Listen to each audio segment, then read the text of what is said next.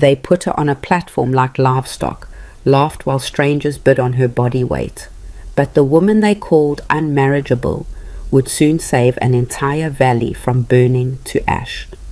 This is the story of Maeve Callahan, the frontier outcast who fought fire, flood, and a land baron's cruelty to prove that courage had nothing to do with the reflection in a mirror.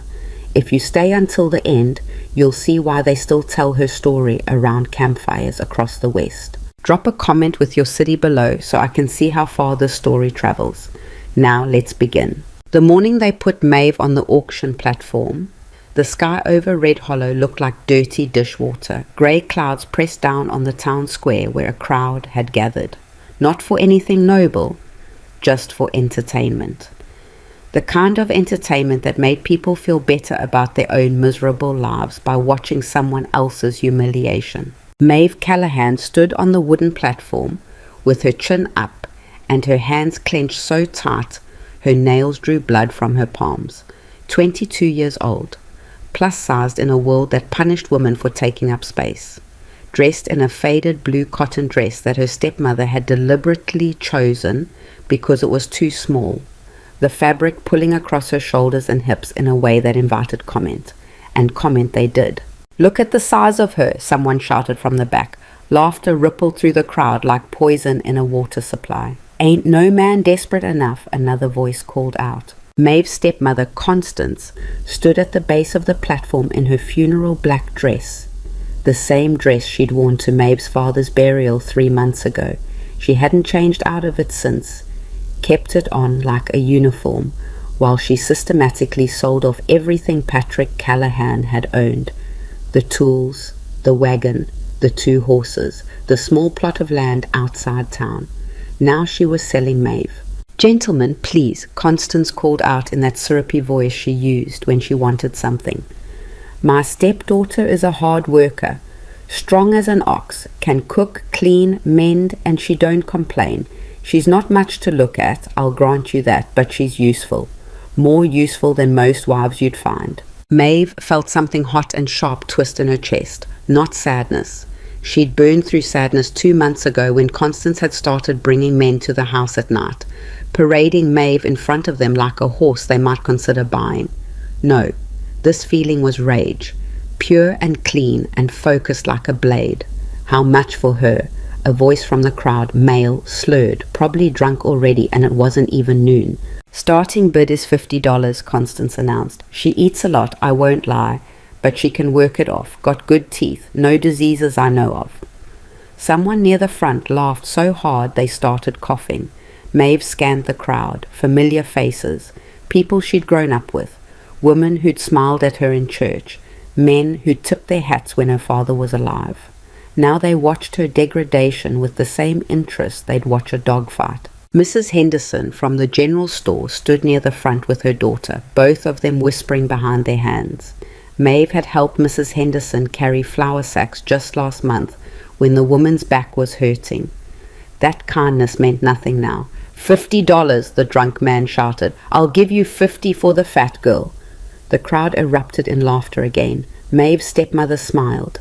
Actually smiled. $50 to Mr. Griggs. "Do I hear 60?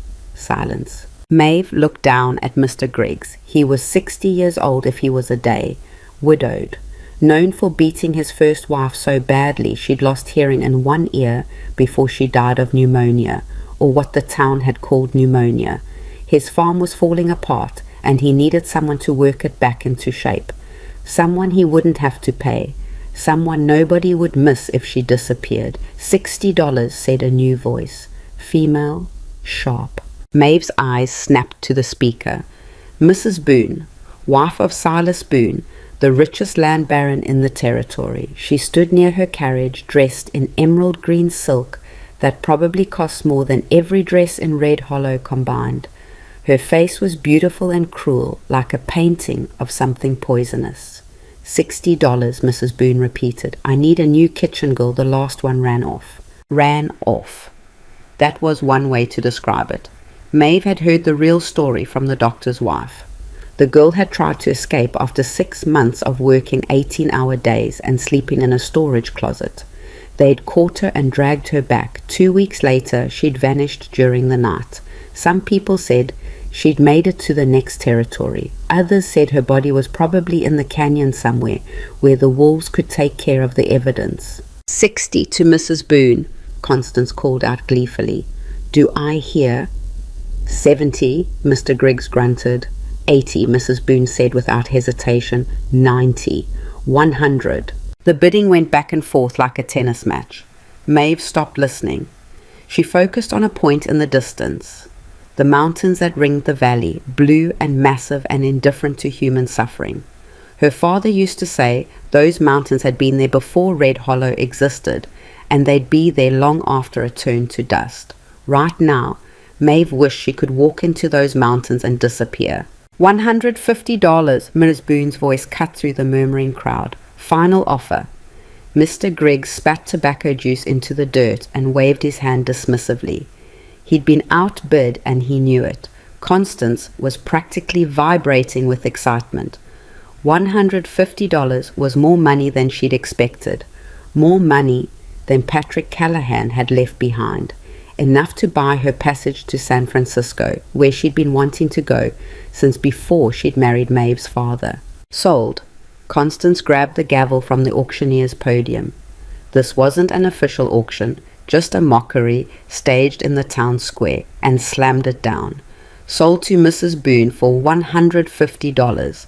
The crowd applauded like they'd just watched a successful horse trade. Maeve felt her knees trying to buckle. 6 months. That's how long the last kitchen girl had lasted before she tried to run. Maeve would last 6 days at most before Mrs. Boone found a reason to have her thrown in the cellar, or worse. Hold on now. The voice came from the edge of the crowd, deep, quiet, but it cut through the noise like a knife through butter. Everyone turned. A man sat on a horse at the perimeter of the gathering, tall, taller than any man Maeve had seen in Red Hollow. Broad-shouldered in a way that suggested he'd earned the muscle through hard work, not inheritance. He wore a dusty brown coat, faded denim pants, and a hat pulled low enough that his face was mostly shadow. A rifle rested across his saddle. The horse was a massive grey stallion that looked like it could run through a brick wall without noticing. The man nudged the horse forward. The crowd parted without anyone discussing it. Something about him made people move aside automatically. He rode right up to the platform and finally pushed his hat back. Maeve got her first clear look at his face. Mid-30s maybe. Weather-beaten skin that spoke of years working outdoors in brutal conditions. A scar ran from his left eyebrow to his cheekbone. The kind of scar you got from something trying to kill you and almost succeeding. Dark eyes that didn't blink much. A jaw that looked like it had been carved from granite. He wasn't handsome in any conventional way, but there was something about him that made you pay attention. Something solid, permanent. This girl, he said, looking directly at Maeve. Not at Constance, not at Mrs. Boone, at Maeve. She got a name. Constance hurried forward, sensing another bidder. Maeve Callahan, sir. Strong worker, like I said. If you're interested in making an offer, I'm talking to her. His voice didn't rise, didn't need to. You got a name? Maeve's throat was dry. Maeve. He nodded once. Maeve, you know anything about cattle? The question caught her off guard. No. Can you cook? Yes. Can you shoot? I can learn. Something flickered in his eyes. Might have been approval, might have been amusement, hard to tell. Can you work hard without complaining? He asked. I've been doing that my whole life. Now she definitely saw approval. He turned to Constance. How much did she go for? $150 to Mrs. Boone, Constance said quickly. But if you'd like to make a higher offer, I'll give you $200, the man said. Cash, right now. The crowd gasped. $200 was insane money for a woman nobody wanted. Mrs. Boone's face turned crimson. $250. The man didn't even look at her. He reached into his coat and pulled out a leather pouch, counted out bills onto the platform in front of Constance. $200. That's my offer. You want more than that? You're selling something I'm not buying. Constance's hands trembled as she reached for the money. $200, more than she'd ever seen at once. Wait, Mrs. Boone pushed forward. I bid $250. The man finally turned to look at her. Ma'am, with respect, I don't think this girl wants to work in your kitchen. That's not her decision to make, Mrs. Boone snapped. Actually, the man said quietly, it is. He looked up at Maeve again. You want to come work on my ranch. It's hard work, cold winters, dangerous sometimes, but I pay fair. Treat people decent and nobody lays a hand on you. Your choice. Maeve stared at him. This didn't make sense. Men didn't ride into town and offer women choices. Men didn't pay $200 for a woman everyone called unmarriageable. Men didn't look at her like she was a person instead of a burden. Why, she heard herself ask. Because you were standing up here with your head held high while everyone laughed, he said simply. That tells me something. What does it tell you? That you're tougher than anyone in this crowd. He gestured to the gathering. Including me, probably. Someone in the crowd laughed nervously. The man ignored them. So, son, he asked, you coming or not? Maeve looked at Constance, who was clutching the money like it might evaporate, looked at Mrs. Boone, whose face promised retribution if Maeve dared refuse her, looked at the crowd, all those familiar faces that had watched her humiliation without a word of protest. Then she looked at the mountains again, blue and distant and free. I'm coming, Maeve said. She stepped down from the platform. Her legs shook, but they held. The man extended his hand. She took it. His grip was rough, calloused, warm. He pulled her up behind him on the horse. The stallion didn't even flinch under the added weight. Name's Rhett Maddox, he said over his shoulder. Welcome to the worst decision you've probably ever made. Then he turned the horse and rode out of Red Hollow with Maeve Callahan holding on to his coat, and the entire town standing in shocked silence behind them. They rode for 3 hours without speaking. The town disappeared behind them as they climbed into the foothills. The road narrowed from a wagon path to a trail, to barely a suggestion worn into the mountainside. Pine trees closed in on both sides, their branches creating a canopy that filtered the sunlight into columns of dusty gold. Maeve had never been this far from Red Hollow, had never been on a horse this powerful, had never sat this close to a man who wasn't her father. She was terrified. She was also more alive than she'd felt in months. You doing okay back there? Rhett asked finally. Yes. Let me know if you need to stop. I'm fine. They rode in silence for another mile. How far is your ranch? Maeve asked. Another 2 hours. We'll get there before dark. Do you have other workers? 4 ranch hands, good men. They'll treat you with respect or they'll leave. That's the rule. Maeve absorbed this. What will I be doing? Cooking mostly to start. The men have been taking turns and they're terrible at it. After that, whatever needs doing, we'll figure out what you're good at. I'm good at being invisible, Maeve said before she could stop herself. Rhett was quiet for a moment. Then, not anymore. They climbed higher. The air grew colder. Maeve's dress was too thin for this altitude and she started shivering. Rhett must have noticed because he stopped the horse, shrugged off his coat and handed it back to her. Put this on. You'll freeze. I'm used to it. You're not. Maeve wrapped the coat around herself. It smelled like wood smoke and leather and something else she couldn't identify. Safety, maybe. She didn't know what safety smelled like, but if she had to guess, it would smell like this. As the sun began to set, they crested a ridge and Maeve got her first look at Maddox Ridge Ranch. It sat in a natural valley between 2 mountain peaks. A sprawling cabin made of rough-cut timber and stone served as the main house. Several outbuildings dotted the property. A barn, a stable, a smokehouse, what looked like a bunkhouse for the ranch hands. Fences crisscrossed the valley, containing cattle that grazed on slopes that should have been too steep for grazing, but somehow worked. A stream cut through the property, fed by snow melt from the peaks above. Even from a distance, Maeve could hear the water rushing over rocks. It's beautiful, she said quietly. It's hard, Rhett corrected. Beautiful doesn't keep you alive up here. He rode down into the valley. As they approached the main cabin, a door opened and 4 men emerged. They were dressed in work clothes, all of them looking weather-beaten and suspicious. Rhett dismounted and helped Maeve down.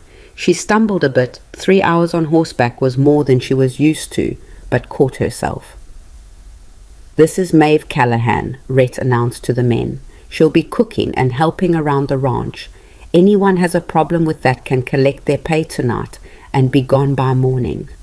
The 4 men studied Maeve with expressions ranging from curious to skeptical. One of them, an older man with grey in his beard, finally spoke up. "She know what she's getting into?" "She will," Rhett said. "Maeve, this is Dutch. He's been here longest. Knows cattle better than anyone I've met." Dutch nodded at her. "Ma'am?" Rhett pointed to the others in turn. "That's Miguel, Charlie, and the young one is Billy. He's only been here 6 months, but he's learning." Billy looked about 19. He gave Maeve a shy smile. "Gentlemen," Rhett continued, "same rules as always. She's off limits. You talk to her with respect, you work with her with respect, and if I hear otherwise, you're gone. Clear?" "Clear, boss," Dutch said. The others nodded. Rhett turned to Maeve. "I'll show you where you'll be staying." He led her into the main cabin. It was larger than she'd expected, a central room with a stone fireplace, a kitchen area with a cast iron stove, several doors leading to what she assumed were bedrooms. "You'll have the back room," Rhett said, leading her through one of the doors. "It's small, but it's warm. There's a lock on the inside of the door. Use it." The room was indeed small, just enough space for a bed, a small dresser, and a chair. But it had a window looking out at the mountains, and the bed had actual blankets, thick wool blankets that looked handmade. Maeve set down the small bag Constance had shoved at her before they'd left. Everything she owned fit in one canvas bag. "Thank you," she said. Rhett stood in the doorway, his hat in his hands. "We eat at sunrise and sunset. Breakfast is simple.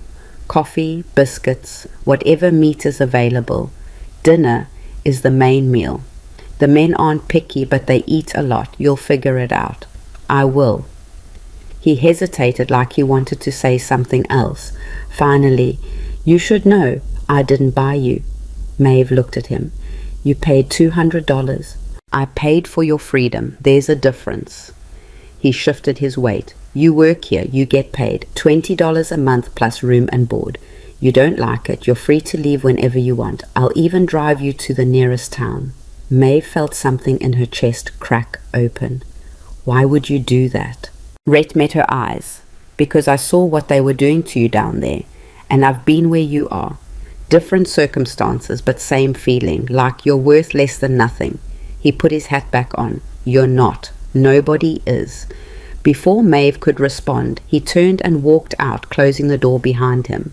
She stood in the small room for a long moment. Then she sat on the bed, wrapped Rhett's coat around herself, and cried for the first time since her father died. But these weren't tears of shame or fear. They were tears of relief. The first week nearly killed her. Maeve had thought she knew what hard work was. Growing up, she'd cooked for her father, cleaned the house, tended a small garden, helped with laundry. But that was town work, easy work compared to ranch life. The first morning she woke at dawn to find the men already outside working. She scrambled to get a fire going in the stove, started coffee, mixed biscuit dough with trembling hands. By the time the men came in for breakfast, she'd managed to produce something edible, but barely. Dutch took a bite of biscuit and raised his eyebrows.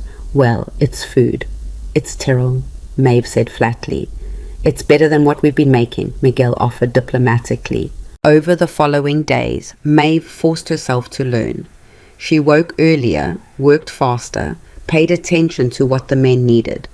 She learned that Dutch liked his coffee strong enough to dissolve a horseshoe, that Miguel had a sweet tooth and would eat an entire pie if she wasn't watching, that Charlie didn't talk much, but always thanked her quietly after meals, that Billy was homesick and appreciated when she made him cornbread, like his mother used to.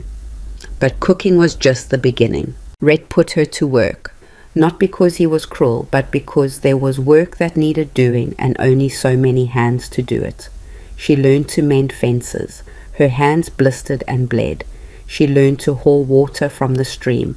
Her shoulders screamed. She learned to help with the cattle drives, moving the herd from one pasture to another. Her legs cramped so badly at night she could barely sleep. The altitude made her dizzy. The cold made her bones ache. The work made her want to cry.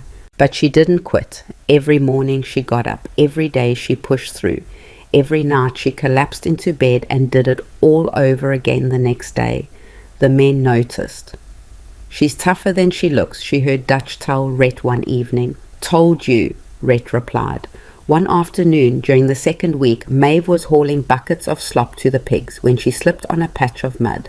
She went down hard, the bucket flying from her hands and coating her in rancid food scraps. She lay there in the mud, covered in garbage, and started laughing. It was either laugh or cry, and she'd cried enough. Charlie found her like that. He extended a hand and pulled her up. "You okay, Miss Maeve?" "I'm covered in pig slop, and I think I bruised my tailbone," she said. "But yeah, I'm okay." Charlie smiled, the first time she'd seen him smile. "You're doing good. Don't let anyone tell you different." That night at dinner, Billy asked her about Red Hollow. What was it like, growing up there? Maeve considered lying, making something up. But these men had been honest with her, and she owed them the same. "It was lonely," she said finally. "People are cruel when they think you're different. They find ways to remind you that you don't belong." "You belong here," Miguel said firmly. The others nodded in agreement. Maeve felt that crack in her chest open wider. She belonged here. By the end of the third week, Maeve had settled into a rhythm. Her hands had calloused over. Her muscles had adapted. Her lungs had adjusted to the altitude. She still wasn't good at everything. Her fence mending was sloppy, and her cattle driving instincts were terrible. But she was learning. And she was happy. Not the shallow, temporary happiness of a good day, but a deep, solid happiness that came from knowing she was useful, that she was valued, that nobody was looking at her with disgust or pity. Rhett was a good boss, fair, direct. He never asked the men to do anything he wouldn't do himself, which meant he was often the first one up and the last one to bed. He worked harder than anyone Maeve had ever seen, and he never complained. He also never touched her. Some of the men in town had made a sport of accidentally brushing against Maeve, or cornering her in the general store, or making comments about her body that made her skin crawl. Rhett maintained a respectful distance at all times. If he needed to hand her something, he set it down where she could reach it. If he needed to talk to her, he did it in the open where others could see. He treated her like a person. It was such a novel experience that Maeve sometimes didn't know how to process it. One evening she was washing dishes when Rhett came into the kitchen. "Need to talk to you about something." Maeve's stomach clenched. "Here it comes," she thought. "He's going to tell me I'm not working out, that I need to leave." "Okay," she said carefully. "There's a cattle auction in Pine Ridge next week," Rhett said. 3 days ride from here. I'm taking Dutch and Miguel. Charlie and Billy will stay here to watch the ranch." "All right." "I'm bringing you with us." Maeve blinked. "What?" "You need to learn how the business works, how we buy cattle, how we negotiate prices, how we transport them back. Can't do that if you stay here." "I don't know anything about buying cattle." "That's why you're coming, to learn." He paused. "Unless you don't want to. I'm not forcing you." "No, I want to," Maeve said quickly. "I just didn't expect." "I'm teaching you the business," Rhett said. "All of it. If something happens to me, I need someone who knows how this place runs." "Why me?" Rhett looked at her like the answer was obvious. "Because you're smart, you work hard, and you give a damn. That's more than most people." Before Maeve could respond, he'd already turned and walked out. She stood in the kitchen holding a wet plate, feeling something warm bloom in her chest. He believed in her. Think. The trip to Pine Ridge was an education in frontier survival. They left at dawn, riding through mountain passes that made Red Hollow look like paradise. The trail was so narrow in places that one wrong step would send horse and rider tumbling down a cliff face. They camped in clearings surrounded by trees so thick you couldn't see 10 feet in any direction. At night, they took turns keeping watch because mountain lions hunted in these elevations. Maeve learned to sleep with one hand on the rifle Rhett had given her. She learned to build a fire in the rain. She learned to read the sky for weather changes. She learned that Dutch had been a soldier before he'd become a rancher, and that the scars on his hands were from a war he didn't like talking about. She learned that Miguel had a wife and 3 daughters in Mexico, whom he sent money to every month. She learned that Rhett had built Maddox Ridge from nothing, bought the land when nobody else wanted it because it was too remote, too harsh, too difficult. "Why did you want it?" Maeve asked him one night as they sat around the campfire. "Because nobody else did," Rhett said simply. "Figured that made it worth fighting for." On the 3rd day, they reached Pine Ridge. It was bigger than Red Hollow, a proper town with a hotel, several saloons, a bank, and a large livestock yard where the auction was held. The auction was chaos. Hundreds of cattle, dozens of ranchers shouting bids, auctioneers rattling off numbers faster than Maeve could follow. Rhett moved through the crowd like he'd done this 1,000 times, evaluating animals with a practiced eye, making strategic bids, knowing when to push and when to walk away. Maeve watched and learned. She also noticed the stairs. Women in Pine Ridge dressed differently than in Red Hollow. Finer clothes, more elaborate hairstyles. They looked at Maeve like she was a curiosity, something that didn't belong.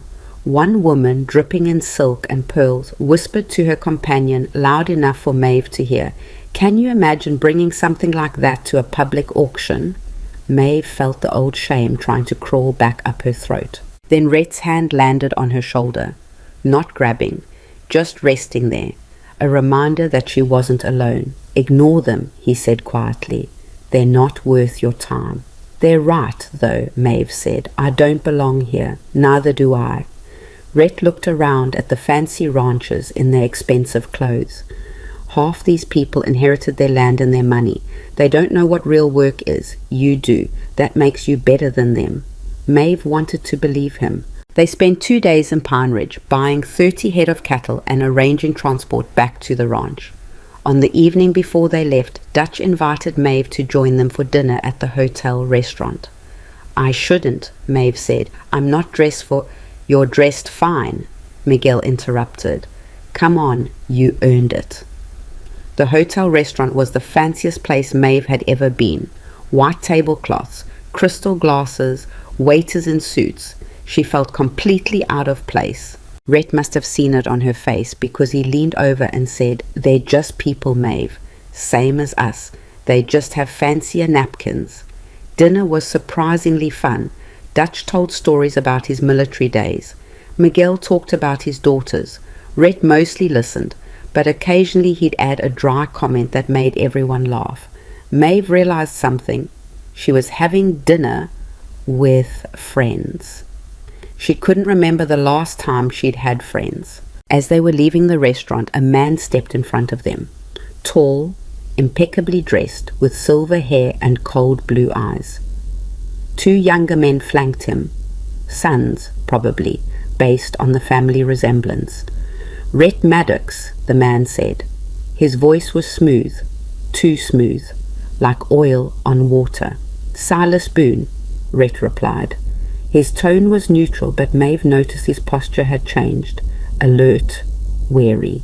So this was the famous Silas Boone, the land baron who controlled most of the territory. Maeve had heard his name in Red Hollow, always spoken with a mixture of respect and fear. "I heard you were in town," Boone said, "buying cattle. Business must be good up at that little mountain ranch of yours." "Good enough. I also heard you picked up some new help." Boone's eyes slid to Maeve. Interesting choice. Maeve felt herself being evaluated like livestock again. "My hiring practices are my business," Rhett said. Of course, Boone smiled. It didn't reach his eyes. "I'm just saying that mountain water you're sitting on is valuable, very valuable. If you ever want to sell—" "I don't. Everyone has a price, Maddox."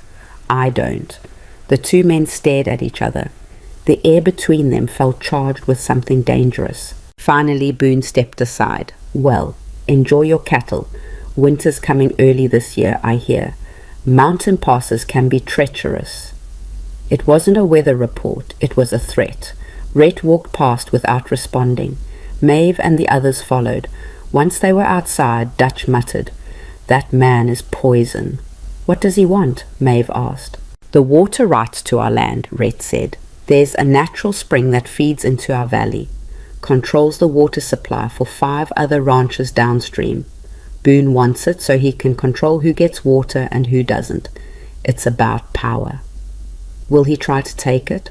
Rhett's jaw tightened. "He'll try." They rode back to the ranch in silence, the 30 new cattle trailing behind them.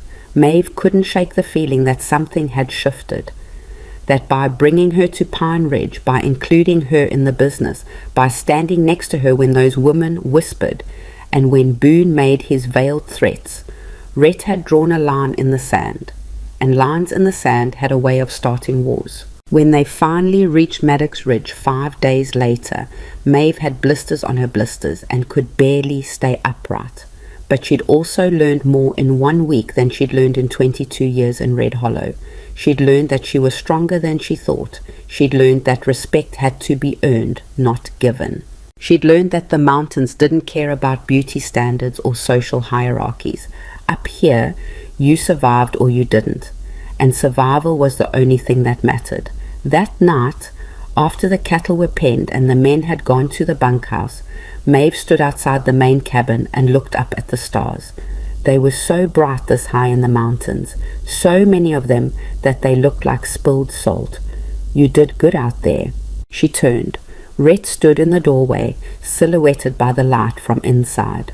"I mostly just tried not to fall off my horse," Maeve said. "You learned. That's what matters." He stepped outside, closing the door behind him. "Boone's going to be a problem. I gathered that. I want you to be prepared. Things might get difficult." "More difficult than being sold on a platform in front of my hometown?" Maeve asked. Rhett smiled. Not his usual small smile, a real smile that changed his whole face. "Fair point."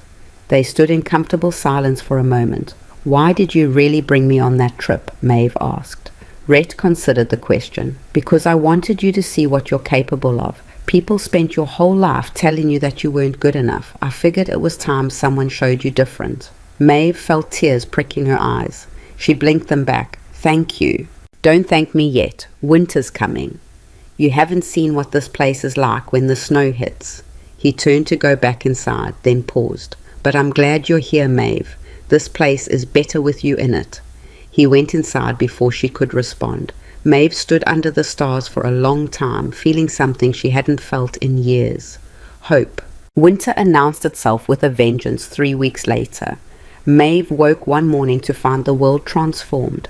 Snow had fallen during the night. Not the gentle dusting she'd seen in Red Hollow, but a wall of white that buried the fences and turned the valley into something alien and beautiful and terrifying. The wind howled through the mountain passes like something alive and hungry. She threw on her heaviest clothes and stumbled into the main room. Rhett was already at the stove, coffee brewing. "Morning," he said without turning around. "Is it always like this?" "This is mild. Wait until January." Maeve moved to the window. She could barely see the barn through the snow. "How do we work in this?" "Carefully." Rhett poured 2 cups of coffee and handed her one. "Cattle need to be fed. Pipes need to be checked so they don't freeze. Firewood needs to be brought in. Everything takes 3 times longer in snow like this. What can I do?" "Stay inside and keep the fires going. Make sure there's hot food ready when the men come in. They'll be working themselves half to death out there." Maeve wanted to argue, wanted to prove she could handle the outdoor work too, but she saw the logic. Someone needed to maintain base camp. That someone was her. The men came in for breakfast looking like snow creatures. Ice clung to their beards and eyebrows. Their hands were so cold they could barely hold their forks. "Lost 3 fence posts on the north pasture," Dutch reported. "Snow's too deep to fix them today." "The cattle?" Rhett asked. "Huddled together near the windbreak. They'll be okay for now." Over the following days, Maeve learned what mountain winter meant. It meant working in darkness because the sun barely cleared the peaks before setting again.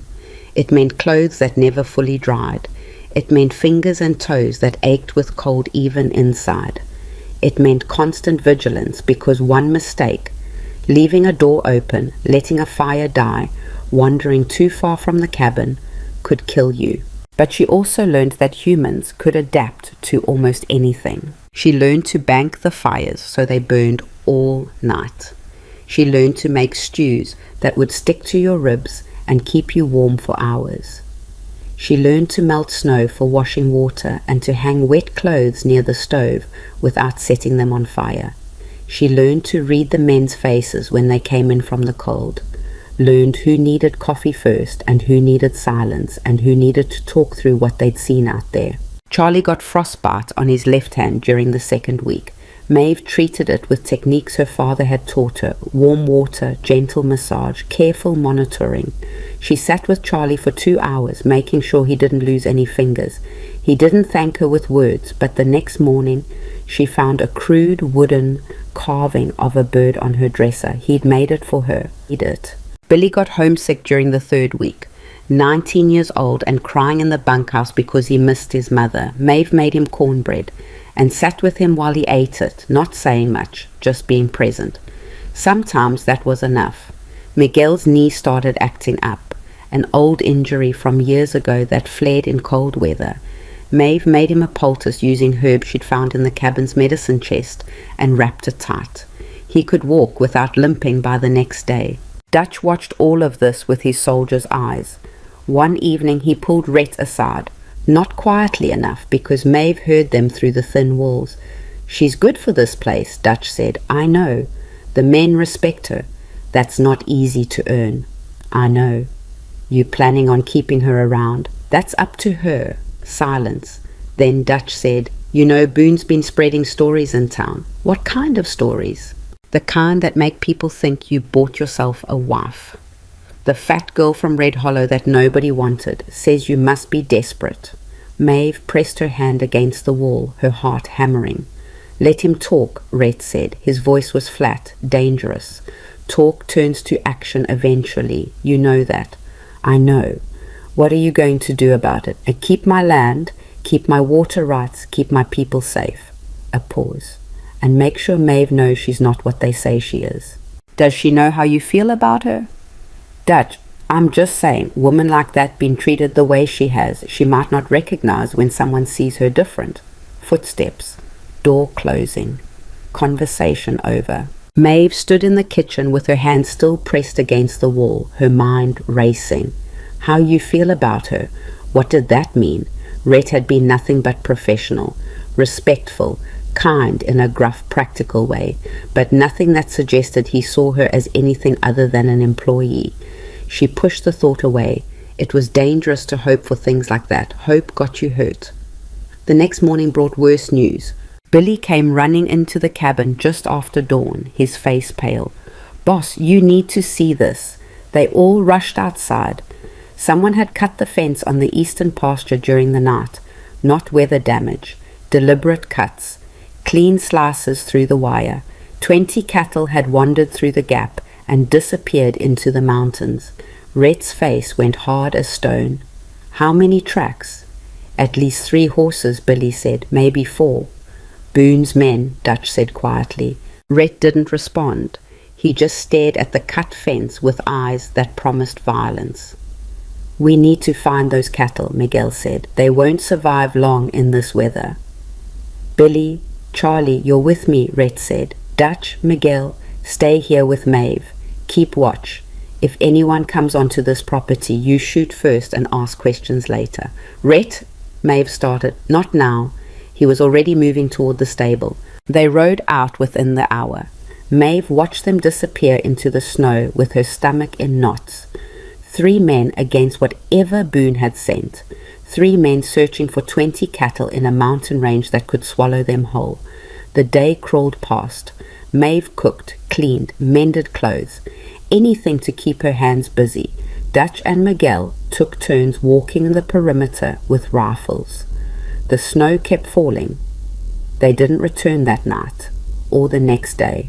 By the second night, Maeve was pacing the cabin like a caged animal. "We should go look for them." "We stay here," Dutch said firmly. "That's the order. They could be frozen to death somewhere. Rhett knows these mountains better than anyone. He'll get them back." But Dutch's voice was less certain than his words. They returned on the third day just before sunset. Maeve heard the horses and ran outside without bothering with a coat. Rhett was in the lead, looking half dead. Billy and Charlie were behind him, both of them slumped in their saddles. Behind them, miraculously, were 18 of the 20 missing cattle. Maeve helped Rhett dismount. He was so cold he could barely stand. Inside, now. She practically dragged him into the cabin. Dutch and Miguel handled the horses and cattle. Maeve got Rhett in front of the fire, pulled off his frozen coat, started rubbing circulation back into his hands. "Lost 2 calves," Rhett said through chattering teeth. "Found them dead in a ravine. The rest were scattered across 3 miles. You found them. That's what matters." Boone's escalating. His eyes met hers. This was a warning. Next time it'll be worse. "Maybe we should go to the sheriff." Rhett laughed, but there was no humor in it. "Sheriff's in Boone's pocket. Has been for years. No help there." Billy and Charlie came in, both of them looking worse than Rhett. Maeve moved into action, making hot coffee, heating up stew, getting blankets. She'd spent 3 days preparing for their return, and now she used every bit of it. As the men thawed out and ate, Maeve listened to their story, how they'd tracked the cattle through impossible terrain, how they'd slept in a cave with no fire because the wind would have blown it out, how Charlie had nearly fallen off a cliff and Billy had grabbed him at the last second, how Rhett had walked into a freezing stream to retrieve a calf that had gotten stuck. "You could have died," Maeve said to Rhett after the others had gone to the bunkhouse. "Didn't, though." "You could have." He looked at her with those dark, steady eyes. "Those cattle are our livelihood. Winter's only half over. We lose too many, we don't survive spring. Simple math." "Your life is worth more than cattle." "Is it?" He said it like a genuine question, not rhetoric. Maeve wanted to shake him, wanted to scream at him that yes, his life mattered, that he mattered to her in ways she was only beginning to understand. But the words stuck in her throat. Instead she said, "You need sleep. I need to figure out what Boone's planning next. Tomorrow, tonight, you sleep." For once he didn't argue. The attacks continued throughout December. Small things, a broken water pump, poisoned feed that made 6 cattle sick, a fire in the smokehouse that they caught just in time. Each incident designed to wear them down, drain their resources, make life at Maddox Ridge unsustainable. The men started sleeping in shifts, someone always on watch, always waiting for the next strike.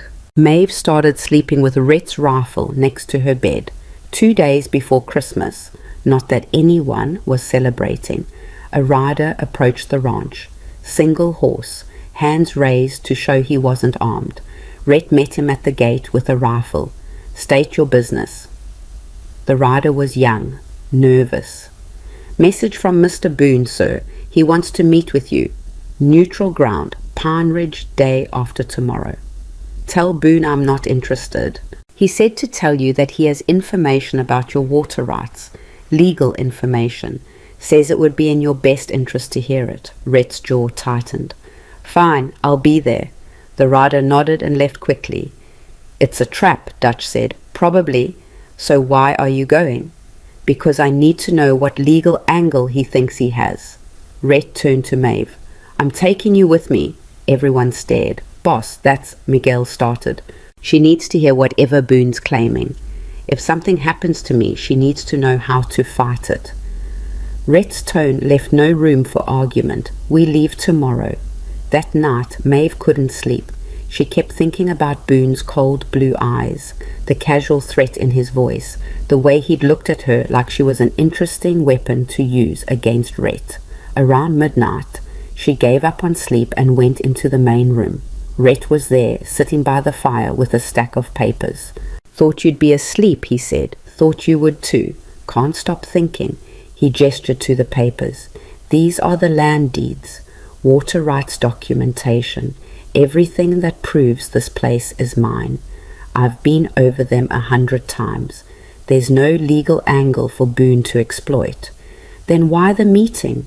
Because he's going to lie, make up some claim, bring a lawyer with fancy words, try to scare me into selling. Rhett set the papers down. Or he's going to make an offer so high I'd be a fool to refuse. Would you sell? No, even for a fortune. Rhett looked at her. This place isn't about money, Maeve. It's about having something that's mine, that I built with my own hands, that nobody can take unless I let them. He paused. You understand that, don't you? After what happened to you in Red Hollow? Maeve nodded slowly. She understood perfectly. This ranch was Rhett's platform, the place where he stood tall while the world tried to make him small. What if he tries to take it by force? She asked. Then we fight. Against Boone? He has money, men, influence, and we have something he'll never understand. Rhett met her eyes. We have something worth fighting for. The ride to Pine Ridge took 2 days. Just Maeve and Rhett this time. Dutch wanted to come, but Rhett needed him at the ranch. Someone had to protect it while they were gone. They didn't talk much during the ride. Both of them lost in their own thoughts. But on the second night, camped under stars so bright they hurt to look at, Rhett spoke. I need to tell you something. Maeve looked up from the fire. When I was younger, your age maybe, I worked for a man named Carson, rich rancher down in the Southern Territory. He promised me that if I worked hard, proved myself, he'd make me a partner. Give me a stake in the business. Rhett poked at the fire with a stick. I worked for him for 8 years, broke my back for him, and when I finally asked about that partnership, you know what he said? What? He said men like me don't become partners.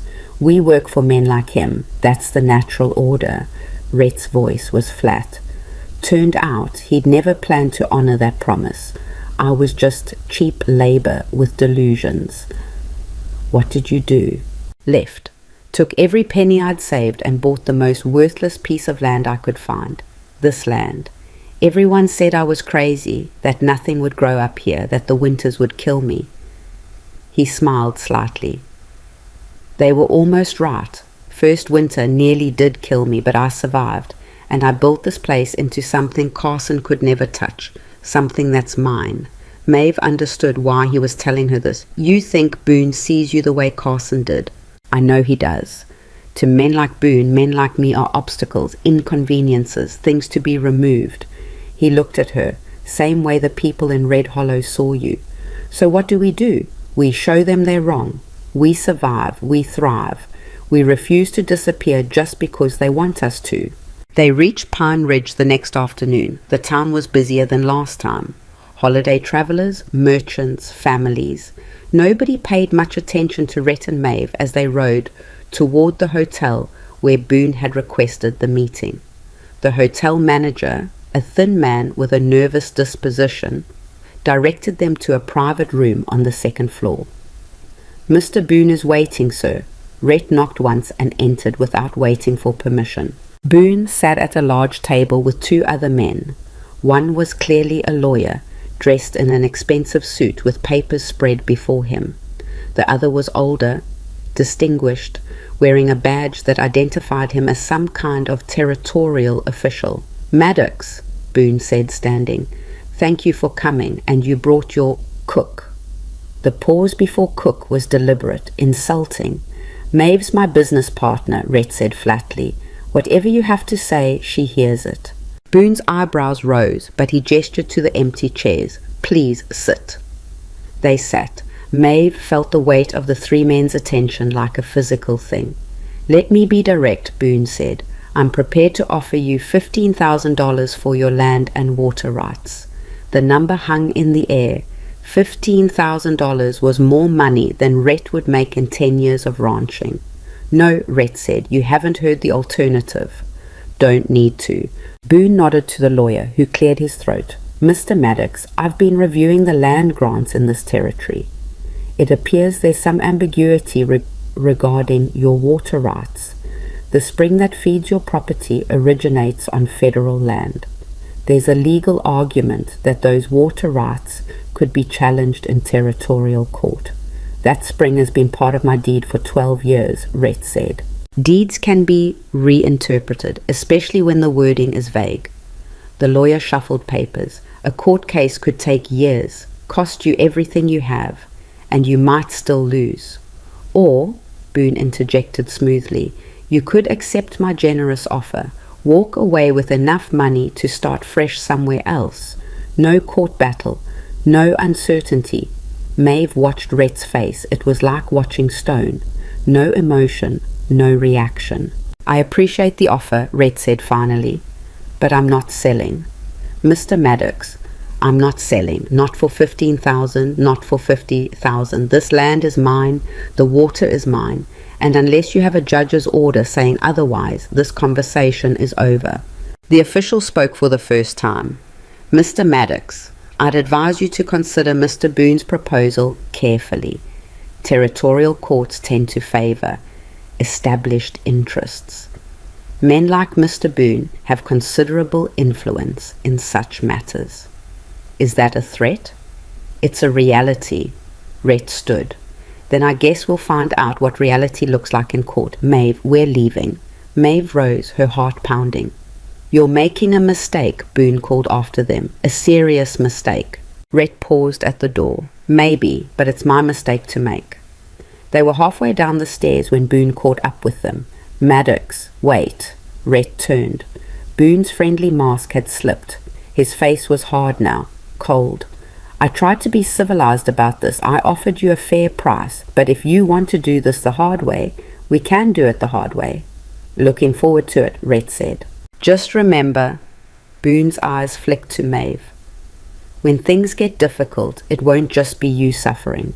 Everyone at that ranch of yours, everyone you care about, they'll suffer too. Maeve felt ice slide down her spine. Rhett stepped forward. He didn't raise his voice, didn't need to. If you threaten her again, legal or illegal, civilized or otherwise, I will end you. We clear?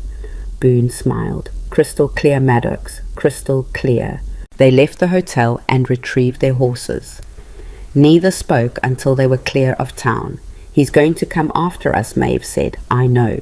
What do?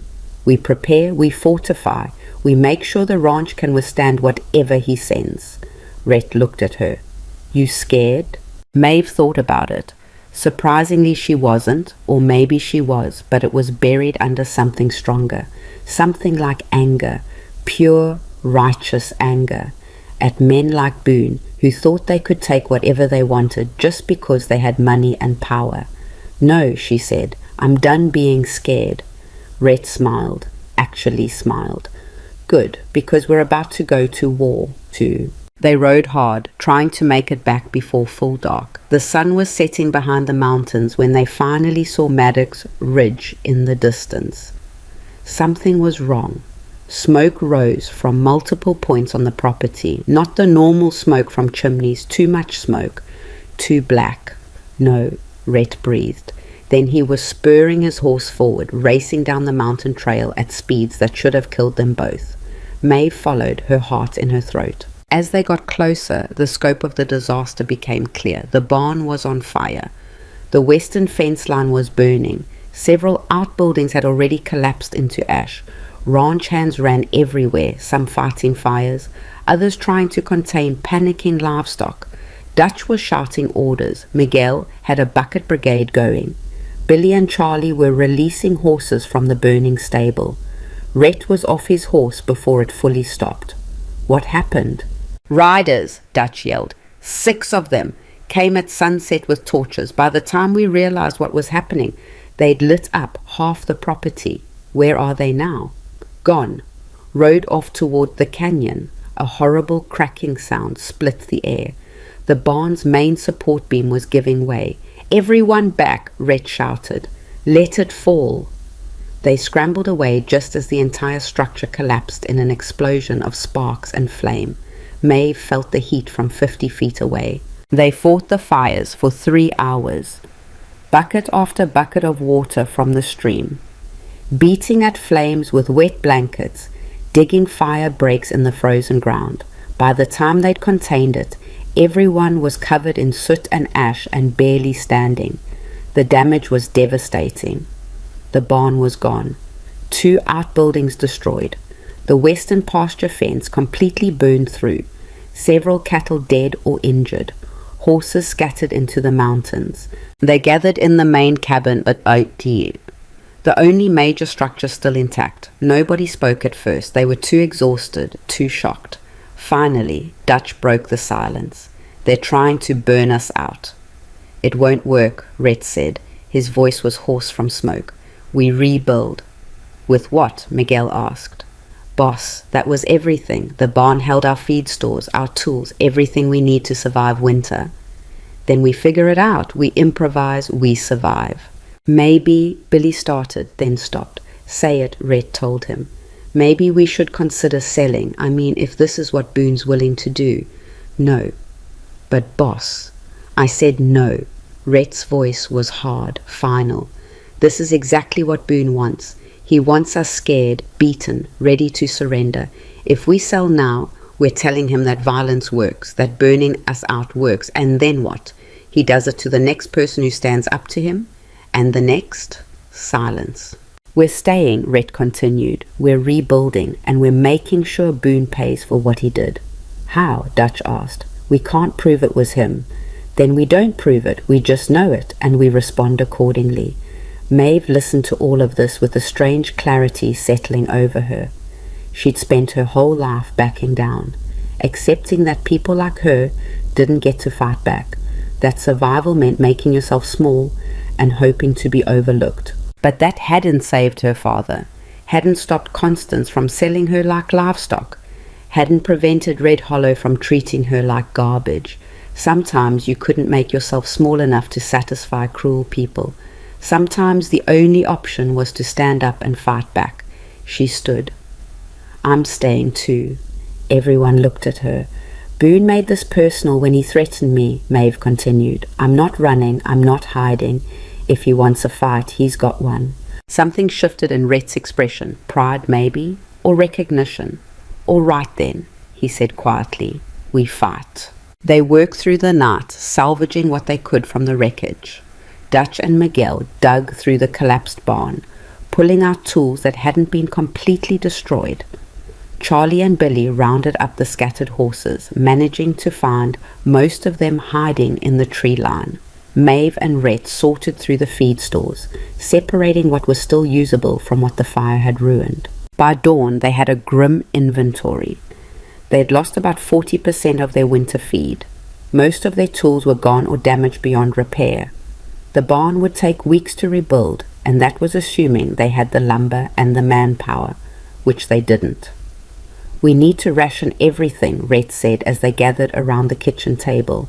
His face was streaked with soot, his eyes bloodshot from smoke and exhaustion. Feed, supplies, everything. We make what we have last until spring. What about rebuilding? Miguel asked. We do what we can with what we have, temporary shelters for the animals, patch jobs on the fences, nothing fancy, just functional. Rhett looked around the table. I know this isn't what any of you signed up for. If you want to leave, collect your wages and go, I won't blame you. Nobody moved. We're staying, boss, Dutch said. The others nodded in agreement. All right then, Rhett stood. Get some sleep. We start rebuilding in 6 hours. Everyone shuffled toward the bunkhouse except Maeve, who started cleaning up the kitchen. Rhett lingered, watching her. You should sleep too, he said. I will, after this. Maeve, I need to keep my hands busy right now, or I'm going to start thinking about what happened. And if I start thinking about it, I'm going to get angry, and if I get angry, I'm going to do something stupid.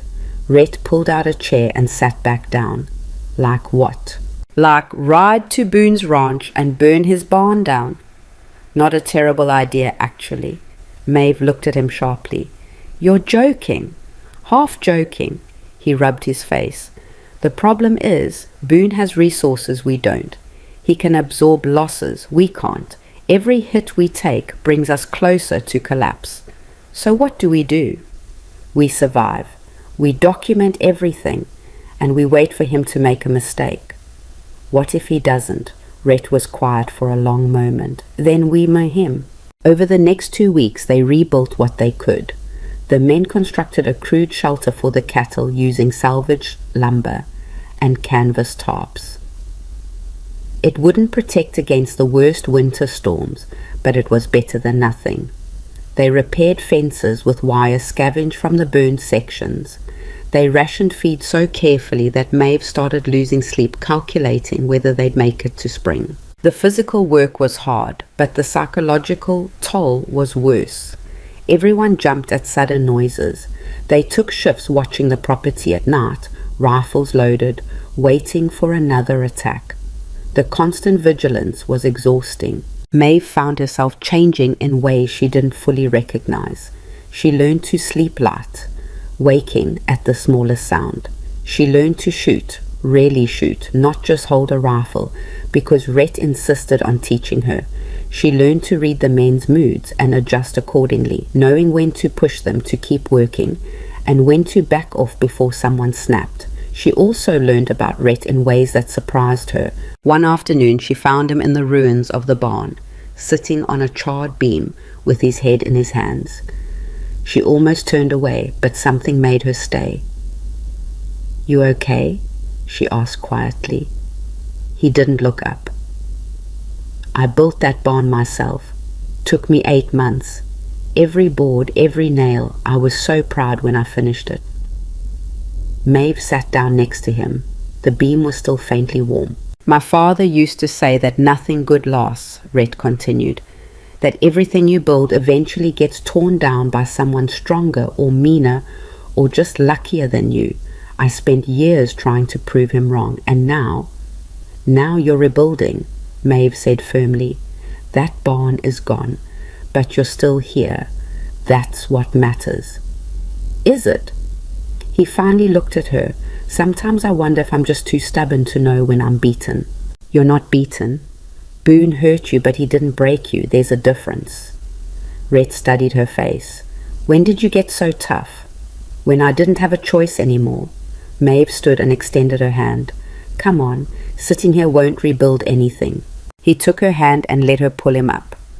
For a moment they stood close enough that Maeve could feel the heat radiating from him despite the cold, close enough to see the flecks of gold in his dark eyes, close enough that if she leaned forward just slightly. Rhett stepped back. "You're right. Let's get back to work." The moment broke.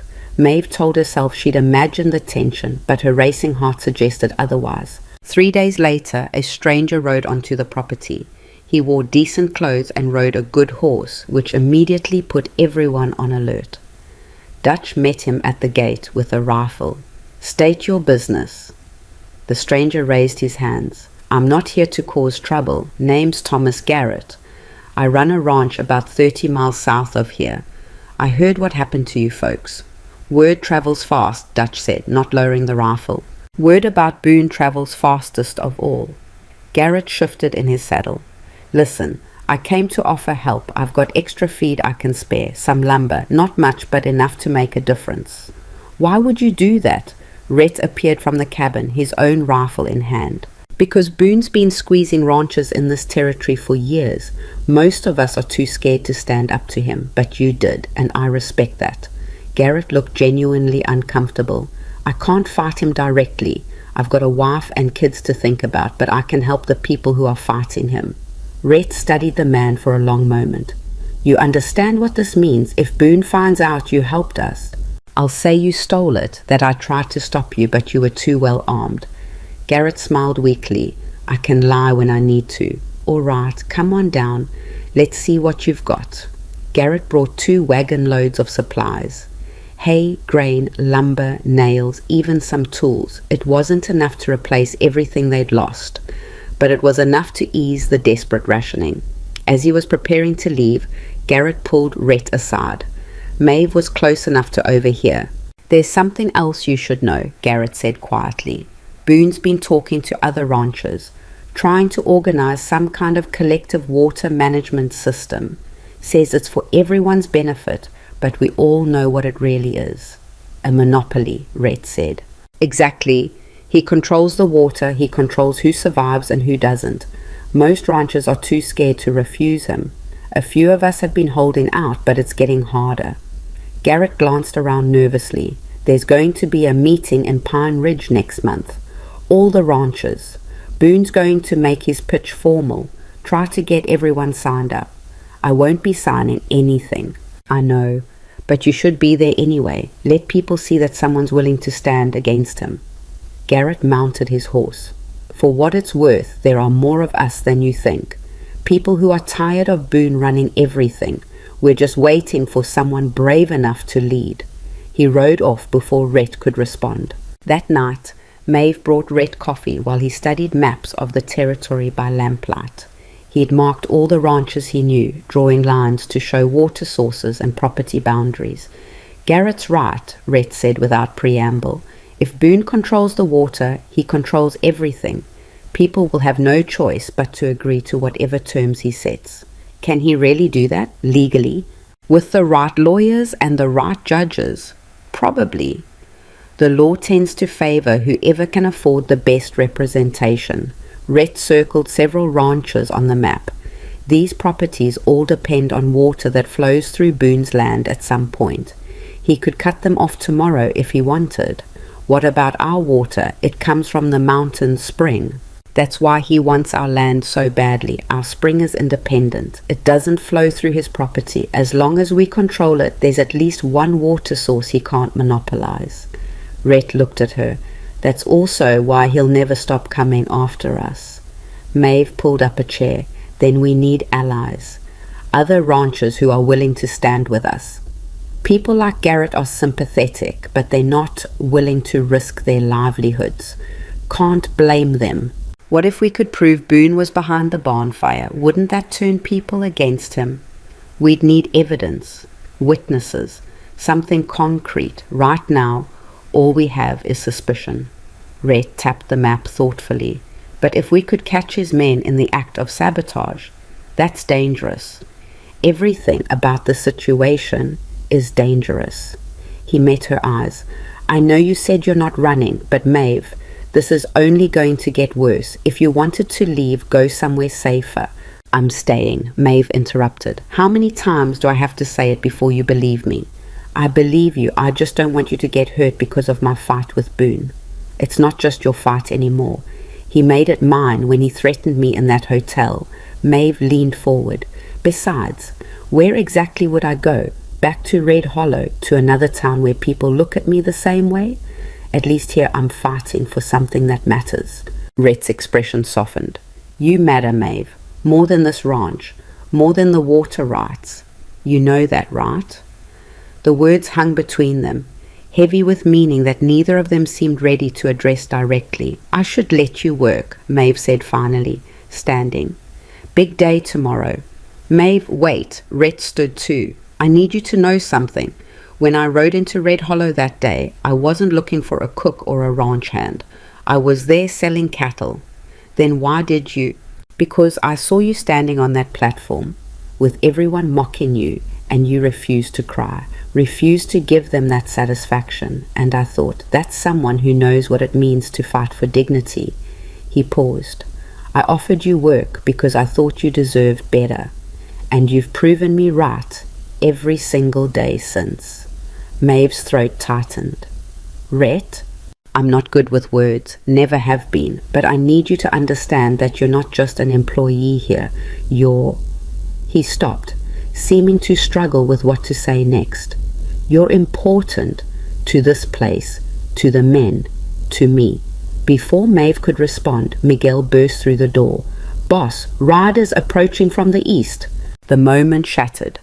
Rhett grabbed his rifle and was out the door before Maeve could process what had just happened. She followed, her heart pounding for reasons that had nothing to do with the approaching riders.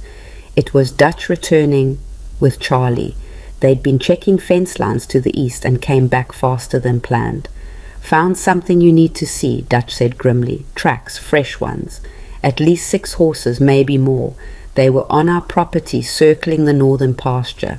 When? Rhett demanded. Within the last few hours. They left before we got there, but boss, they were scouting, getting familiar with the layout, planning another attack, Miguel said. Rhett's jaw clenched. Then we'll be ready for them. Double the watch rotation. Everyone stays armed. If you see riders that aren't ours, you sound the alarm first and ask questions later. Over the next week, the tension ratcheted higher. Everyone felt it, the waiting, the anticipation of violence that could come at any moment. Sleep became impossible for more than a few hours at a time. Tempers grew short. Billy snapped at Charlie over something trivial, and they nearly came to blows before Dutch separated them. Maeve tried to keep things normal. She maintained the meal schedule, kept the cabin warm, mended clothes, did all the small tasks that kept life functional. But even she felt herself fraying around the edges. One evening, she was washing dishes when her hands started shaking so badly she dropped a plate. It shattered on the floor. "Damn it," she whispered, staring at the pieces. She knelt to clean it up and suddenly couldn't stop shaking. Weeks of tension, fear, exhaustion, and suppressed emotion came flooding out all at once. She sat on the kitchen floor, surrounded by broken ceramic, and let herself fall apart. That's where Rhett found her 10 minutes later. He didn't say anything, just sat down next to her on the floor, careful to avoid the broken plate, and waited. "I'm sorry," Maeve managed. "I don't know what's wrong with me." "Nothing's wrong with you. You're human. This is what happens when humans get pushed past their limits. The men don't break down. The men absolutely break down. They just do it in the bunkhouse where you can't see." Rhett picked up a piece of the broken plate. "Dutch cried last week. First time I've ever seen it. Charlie punched a wall so hard he cracked 2 knuckles. Miguel hasn't written to his family in a month because he's too scared to tell them what's happening here." Maeve wiped her eyes. Really? You're not weak for feeling this, Maeve. You're human." They sat in silence for a moment. Then Maeve said quietly, "I keep thinking about that day in Red Hollow. Standing on that platform, I was so sure my life was over, that I'd end up working myself to death in Boone's kitchen or worse." She looked at him. "And then you showed up. Lucky timing." "No, it wasn't luck. You chose to stop. You chose to offer me something better, and now I'm sitting here in the middle of a war because of that choice, and I don't regret it, not for a second. That's what scares me." "Why does that scare you?" "Because it means I'd rather be here, fighting and scared, and probably going to lose everything, than back there where I was safe and miserable and slowly disappearing." Maeve's voice cracked. "What does that say about me?" Rhett was quiet for a long moment. Then, "It says you'd rather live on your feet than die on your knees. There's no shame in that." He helped her stand, and together they cleaned up the broken plate. The shaking stopped. The tears dried, and Maeve felt something settle inside her, a kind of acceptance of what was coming, whatever it was. 2 nights later, the attack came. Maeve woke to the sound of gunfire. She grabbed the rifle Rhett had given her and ran into the main room. Through the window, she could see muzzle flashes in the darkness, men shouting, horses screaming. Rhett burst through the door. "Stay inside, lock the doors. Don't come out unless I tell you." "What's happening?" "They're trying to stampede the cattle. Dutch and the others are trying to contain them. More gunfire. If they scatter the herd, we lose everything." He ran back out. Maeve went to the window and watched the chaos unfold. She could see maybe 5 or 6 riders in the darkness, firing guns in the air to spook the cattle. The animals were panicking, crashing against fences, trying to run. Dutch and Miguel were on horseback, trying to turn the herd. Charlie and Billy were shooting at the raiders, trying to drive them off. Rhett was in the thick of it, his rifle cracking out shot after shot. One of the raiders broke away from the group and headed straight for the cabin. Maeve's heart stopped. He was riding hard, something in his hand, a torch. He was going to burn the cabin down. She didn't think. She raised the rifle, braced it against the window frame like Rhett had taught her, and aimed for the rider's center mass. She pulled the trigger. The recoil slammed into her shoulder. Through the gun smoke, she saw the rider jerk in his saddle. The torch fell from his hand, landing in the snow, where it hissed and went out. The rider slumped but stayed on his horse. His companion saw him fall and immediately broke off the attack. Within seconds, all of the raiders were retreating, disappearing into the darkness. The gunfire stopped. The shouting faded. Maeve stood at the window with the rifle still pressed to her shoulder, shaking violently. She'd shot someone, maybe killed them. She'd actually pulled the trigger. The door burst open. Rhett stood there, wild-eyed and covered in dirt. "Are you hit? Are you hurt?" "I shot him," Maeve whispered. "The one who was coming for the cabin, I shot him." Rhett looked out the window at the snow where the torch had fallen, at the blood trail leading away into the darkness. Then back at Maeve. "You saved the cabin," he said quietly. "If he'd gotten that torch through the door, we'd have lost everything. I might have killed him. He was trying to burn us alive. You did what you had to do." Maeve set down the rifle. Her hands were shaking so badly she could barely hold it. "This is what it's come to, shooting at people in the dark." Rhett crossed the room and took her hands in his. They were rough and warm and steady. "Listen to me. You protected your home. That's not something to feel guilty about. That's something to be proud of." "I don't feel proud. I feel sick." "I know, but you'll survive it. Just like you've survived everything else." Outside, Dutch was shouting orders to contain the cattle. The chaos was subsiding. They'd held the ranch, barely. Rhett squeezed Maeve's hands once, then let go. "I need to help with the herd. Will you be okay?" Maeve nodded, not trusting her voice.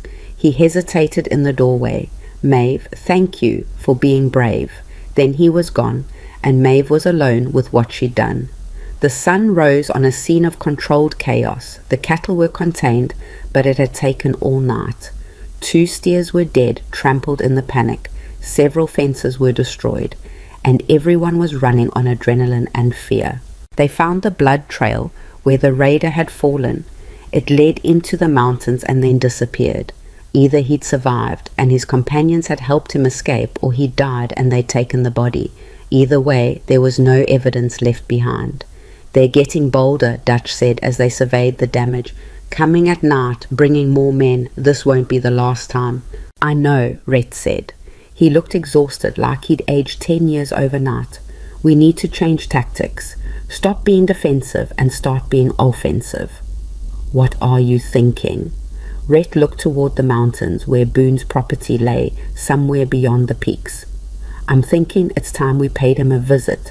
Show him we can bite back." "Boss, that's—" Miguel started.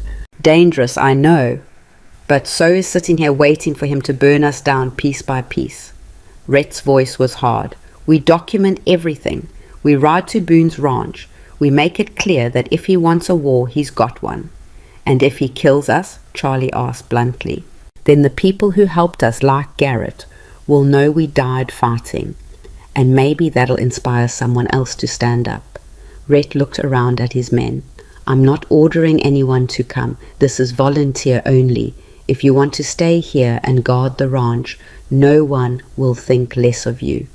"I'm coming," Dutch said immediately. "Me too," Miguel added. Charlie and Billy exchanged glances. "We'll stay here," Charlie said. "Someone needs to watch the place." "Good. You see any riders that aren't us, you lock everything down and don't engage unless you have to."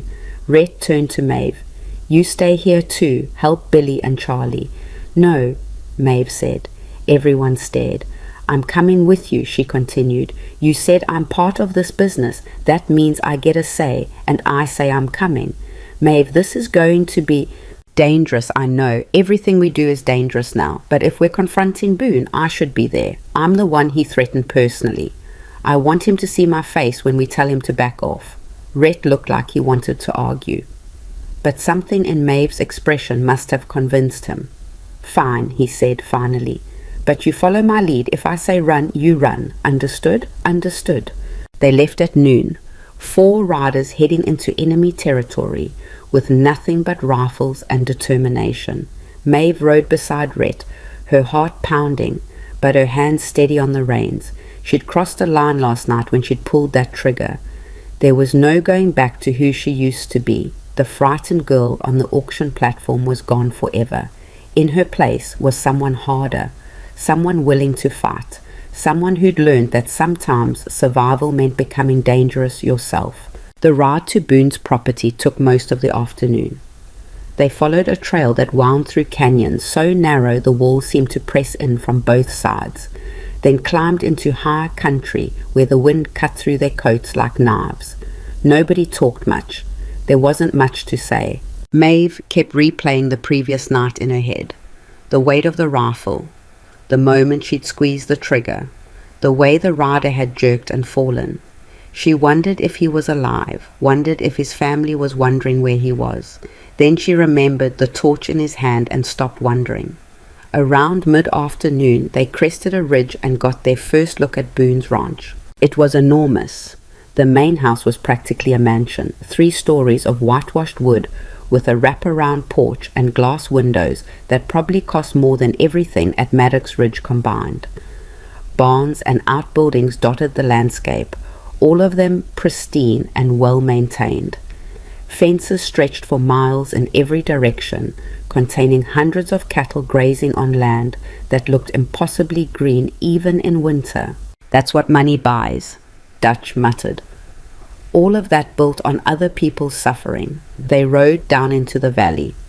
As they approached the main house, ranch hands started appearing from various buildings, all of them armed. By the time they reached the front gate, at least a dozen men had assembled, forming a loose perimeter. A man stepped forward from the group. He was big, bigger than Rhett, with a face that looked like it had been through several fights and won most of them. "State your business." "We're here to see Boone," Rhett said calmly. "Mr. Boone ain't receiving visitors. He'll want to see us. Tell him Rhett Maddox is here." The big man's eyes narrowed. Then he nodded to one of the others who jogged toward the main house. They waited in tense silence. Maeve counted the armed men and realized they were outnumbered 3-1. If shooting started, they wouldn't make it out. After what felt like an hour, but was probably 5 minutes, the messenger returned. "Mr. Boone will see you, but only Maddox. The others stay here." "No," Rhett said flatly. "All of us or none of us. Those are the terms." "Then we'll wait right here until he changes them." The standoff lasted another few minutes. Then a voice called from the porch of the main house. "Oh, let them all come up. I'm curious to see what they want." Boone stood on the porch in shirt sleeves despite the cold, holding a glass of whiskey like he was entertaining guests at a garden party. He looked completely unconcerned by 4 armed riders showing up at his ranch. They dismounted and walked to the porch, leaving their horses with the handler. Boone's men followed them the whole way, hands on their guns. "Maddox," Boone said pleasantly, "this is unexpected. And you brought your whole crew, including your cook." His eyes lingered on Maeve just long enough to make it insulting.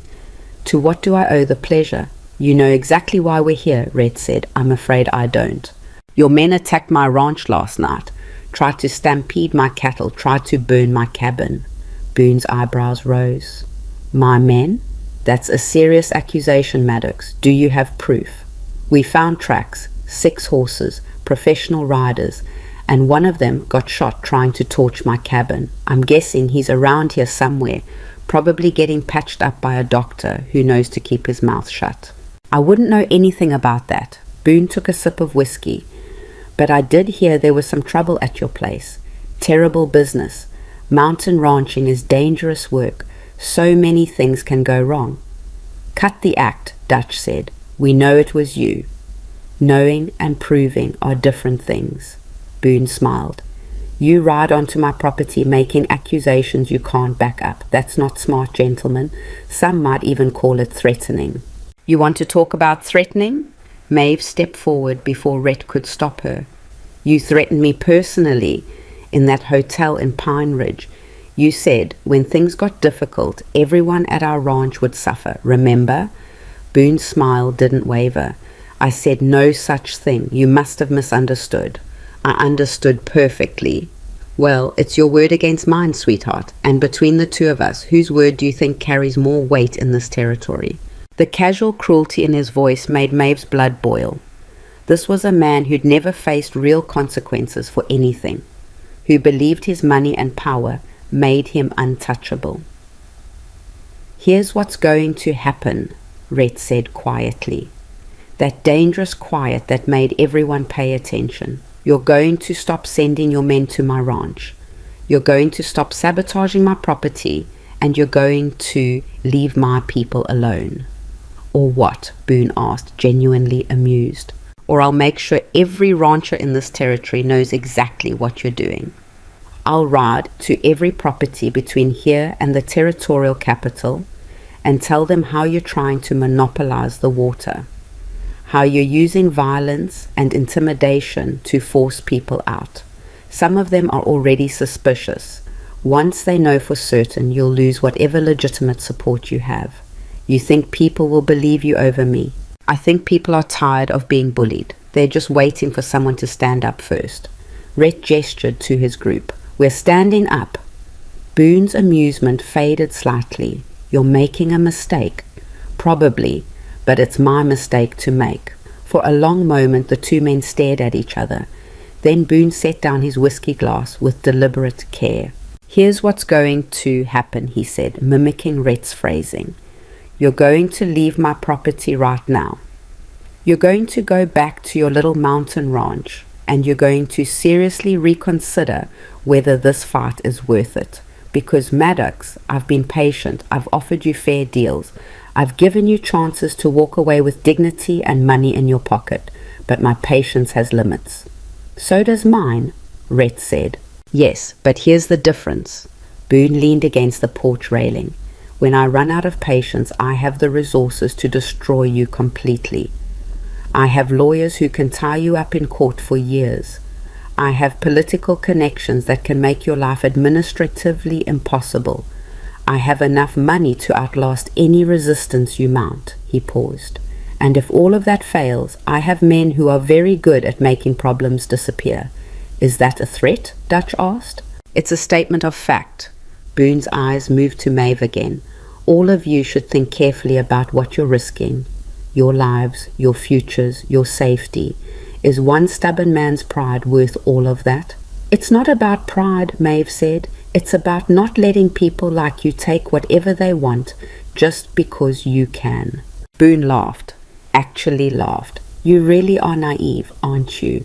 That's exactly how the world works. The strong take from the weak. They always have. They always will. Your little stand here won't change that. Maybe not, Maeve said, but at least we'll know we tried. Something flickered in Boone's expression. Not quite respect, but recognition perhaps. Then it was gone, replaced by cold calculation. You have 24 hours to reconsider, he said to Rhett. After that, whatever happens is on you. Now get off my property before I have you removed. They walked back to their horses in silence, surrounded by armed men the whole way. It wasn't until they were a mile away from Boone's ranch that anyone spoke. Well, Dutch said, that could have gone better. Or worse, Miguel added, at least he didn't just shoot us. He's going to escalate, Rhett said. That wasn't a warning, it was a promise. So what do we do? Maeve asked. We prepare for war. They rode hard, trying to make it back before dark. The temperature was dropping fast and the wind had picked up, bringing the smell of snow. Another storm was coming. About an hour from home, Dutch suddenly pulled up his horse. Wait, you hear that? They all stopped. Maeve strained her ears and caught it, a distant sound carried on the wind. Bells, lots of them, the kind ranchers used to track cattle. That's coming from our property, Rhett said. His face went pale. They're moving our herd. He spurred his horse forward at a gallop. The others followed, racing through the failing light toward Maddox Ridge. By the time they crested the final ridge overlooking the ranch, Maeve's horse was lathered with sweat, and her lungs were burning from the cold air.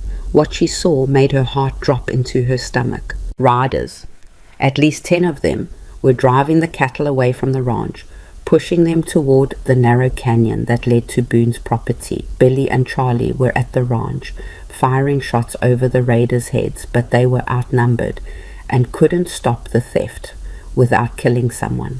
They waited until we left, Dutch said. This was planned. While we were at Boone's ranch, his men hit ours. Rhett was already moving. He rode straight down the slope at a speed that should have killed him, his rifle in one hand and the reins in the other. Maeve and the others followed, less recklessly, but just as desperately. The raiders saw them coming. Most of them kept pushing the cattle, but 3 broke off to intercept. They weren't shooting to kill, not yet, but they were forming a barrier between Rhett's group and the stolen herd. "Turn them back," Rhett shouted to Billy and Charlie. "Get ahead of the herd and turn them." Billy immediately understood. He and Charlie rode hard to the front of the herd and started firing their rifles in the air, trying to spook the lead cattle into turning around. It was dangerous. If the herd panicked completely, they'd scatter in all directions, but it was their only chance. Maeve found herself riding alongside Rhett, trying to push past the raiders blocking their path. One of them, a young man who couldn't have been much older than Billy, moved his horse to cut her off. "Don't," he said, not unkindly. "This ain't worth dying over." "It's my herd," Maeve shot back. "Everything we have is tied up in those cattle." "Lady, you shoot at me, I shoot back. That's how this works. Just let us do our job and nobody gets hurt." But Dutch was already past them, racing toward the herd. Miguel was right behind him. The raiders couldn't block everyone at once. The young man in front of Maeve looked torn. He raised his rifle but didn't aim it at her. "Please, just stop." Maeve looked at his face and saw something unexpected. Regret. He didn't want to be here any more than she did. He was just following orders, probably because he needed the pay and couldn't afford to refuse boon.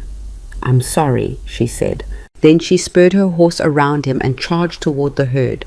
Chaos erupted. Billy and Charlie had managed to turn the lead cattle, which caused confusion in the rest of the herd. Some animals tried to keep moving toward the canyon. Others tried to turn back toward the ranch. The result was cattle going in every direction, raiders losing control, and everyone shouting and firing guns. Maeve had no idea what she was doing. She just rode through the mass of confused animals, trying to push them back toward the ranch. A steer nearly trampled her horse. Another crashed into her leg hard enough to bruise. She kept going. Somewhere in the chaos she heard Rhett shouting orders, heard Dutch cursing, heard a gunshot that sounded different from the others. Not a warning shot, but something aimed at a person. Then Miguel's voice panicked. "Charlie's down! Charlie's down!" Maeve's blood turned to ice. She fought her way through the herd toward where she'd heard Miguel's voice. Found him kneeling next to Charlie's horse. Charlie was on the ground, clutching his shoulder. Blood seeped between his fingers. "How bad?" Maeve asked, dismounting. "Bullet went through," Charlie said through gritted teeth. "Hurts like hell, but I'll live." "We need to get him back to the ranch," Miguel said. But the raiders were regrouping. They had lost control of the herd, but they weren't retreating. And now someone had actually shot at them, at Charlie, which meant the rules of engagement had changed. Rhett appeared through the dust and confusion. He took one look at Charlie and his face went hard. He rode toward the raiders, rifle raised, and Maeve realized with horror that he was about to start a real gunfight. "Rhett, don't!" she shouted. He either didn't hear her or ignored her. He rode straight at the nearest raider and fired a shot that went over the man's head by inches. "Get off my land, now!" The raiders looked at each other uncertainly. They'd been hired to steal cattle, not kill people. Most of them probably hadn't signed up for actual warfare. One of them, the big man who'd been at Boone's ranch earlier, made the decision for the group. "Pull back! We're done here!" They retreated, disappearing into the canyon. Within minutes, the sound of hoofbeats faded away, leaving only the confused lowing of cattle and the group of exhausted, terrified people trying to figure out what had just happened. Billy helped Miguel get Charlie onto his horse. The bullet had gone through the fleshy part of his shoulder, painful and bloody, but not life-threatening. They needed to get him back to the cabin and patched up before infection set in. "Did we lose any cattle?" Rhett asked Dutch. "Don't think so. They scattered, but they're still on our property. We can round them up tomorrow." "Tomorrow?" Rhett looked like he'd aged another 10 years in the last hour, if there is a tomorrow. They got Charlie back to the cabin. Maeve cleaned the wound as best she could with boiled water and whiskey. Charlie drank most of the whiskey first, which probably helped with the pain. She bandaged him up tight and made him lie down. "I shot someone," Charlie said quietly. "The raider on the grey horse. I aimed for his leg. I think I hit him." "You were defending yourself," Maeve said. "Doesn't make it feel better." "I know." She left him to rest and found the others in the main room. They looked defeated. Even Dutch, who never looked defeated, sat with his head in his hands. "We can't keep doing this," Miguel said. "We can't fight them off every day. Eventually we'll lose." "So what do you suggest?" Rhett asked tiredly. "I don't know, but boss, Charlie almost died today. Next time it might be worse." "You want to quit? Fine. Take your pay and go. I won't stop you." "That's not what I'm saying. I'm saying we need a different strategy." "What strategy?" "We're outnumbered, outgunned, and running out of time and resources." Rhett stood and paced. "Boone has everything on his side. Money, men, political power, legal leverage. What do we have? A handful of people and a stubborn refusal to give up." "We have the truth," Maeve said. Everyone looked at her. "Boone's been operating in the shadows," she continued, "making threats he can deny, sending men who can't be traced back to him. But today his men attacked us in broad daylight. They shot Charlie. We have a witness. We have evidence." "Evidence the sheriff will ignore," Dutch said. "Maybe, but what about the other ranchers, the ones like Garrett who are sympathetic but scared? If we can show them proof that Boone is willing to shoot people, maybe some of them will finally stand with us." Rhett shook his head. "It's too dangerous to drag more people into this." "It's more dangerous to keep fighting alone," Maeve argued. "Boone's counting on us being isolated. If we can break that isolation, build a coalition, suddenly the odds change." "She's right," Miguel said slowly. "Boone can crush one ranch, but if 10 ranchers stand together, 20, that's harder. Most of them are too scared," Rhett said. "Maybe they were before, but things have escalated. People are going to start choosing sides whether they want to or not." Maeve moved closer to Rhett. "The meeting Garrett mentioned, the one next month in Pine Ridge, that's where we make our stand. We go there, we tell everyone exactly what Boone's been doing, and we force them to choose." "And if they choose Boone, then at least we tried." Rhett looked at her for a long moment, then at Dutch and Miguel. "What do you two think?" "I think we're all going to die if we keep fighting alone," Dutch said bluntly. "Might as well try Maeve's way." Miguel nodded. "Agreed." "Fine," Rhett said. "We'll go to the meeting, we'll make the case, and we'll see if anyone has the spine to stand with us." The next 3 weeks were the longest of Maeve's life. They fortified the ranch as best they could, built watchtowers, dug defensive positions, set up tripwires around the perimeter, turned Maddox Ridge into something between a ranch and a military camp. Charlie recovered slowly from his shoulder wound. The bullet had done more damage than Maeve initially thought, tearing through muscle and chipping bone. He'd never have full range of motion in that arm again. But he was alive, and that was what mattered. The raiders didn't return, but that somehow made things worse.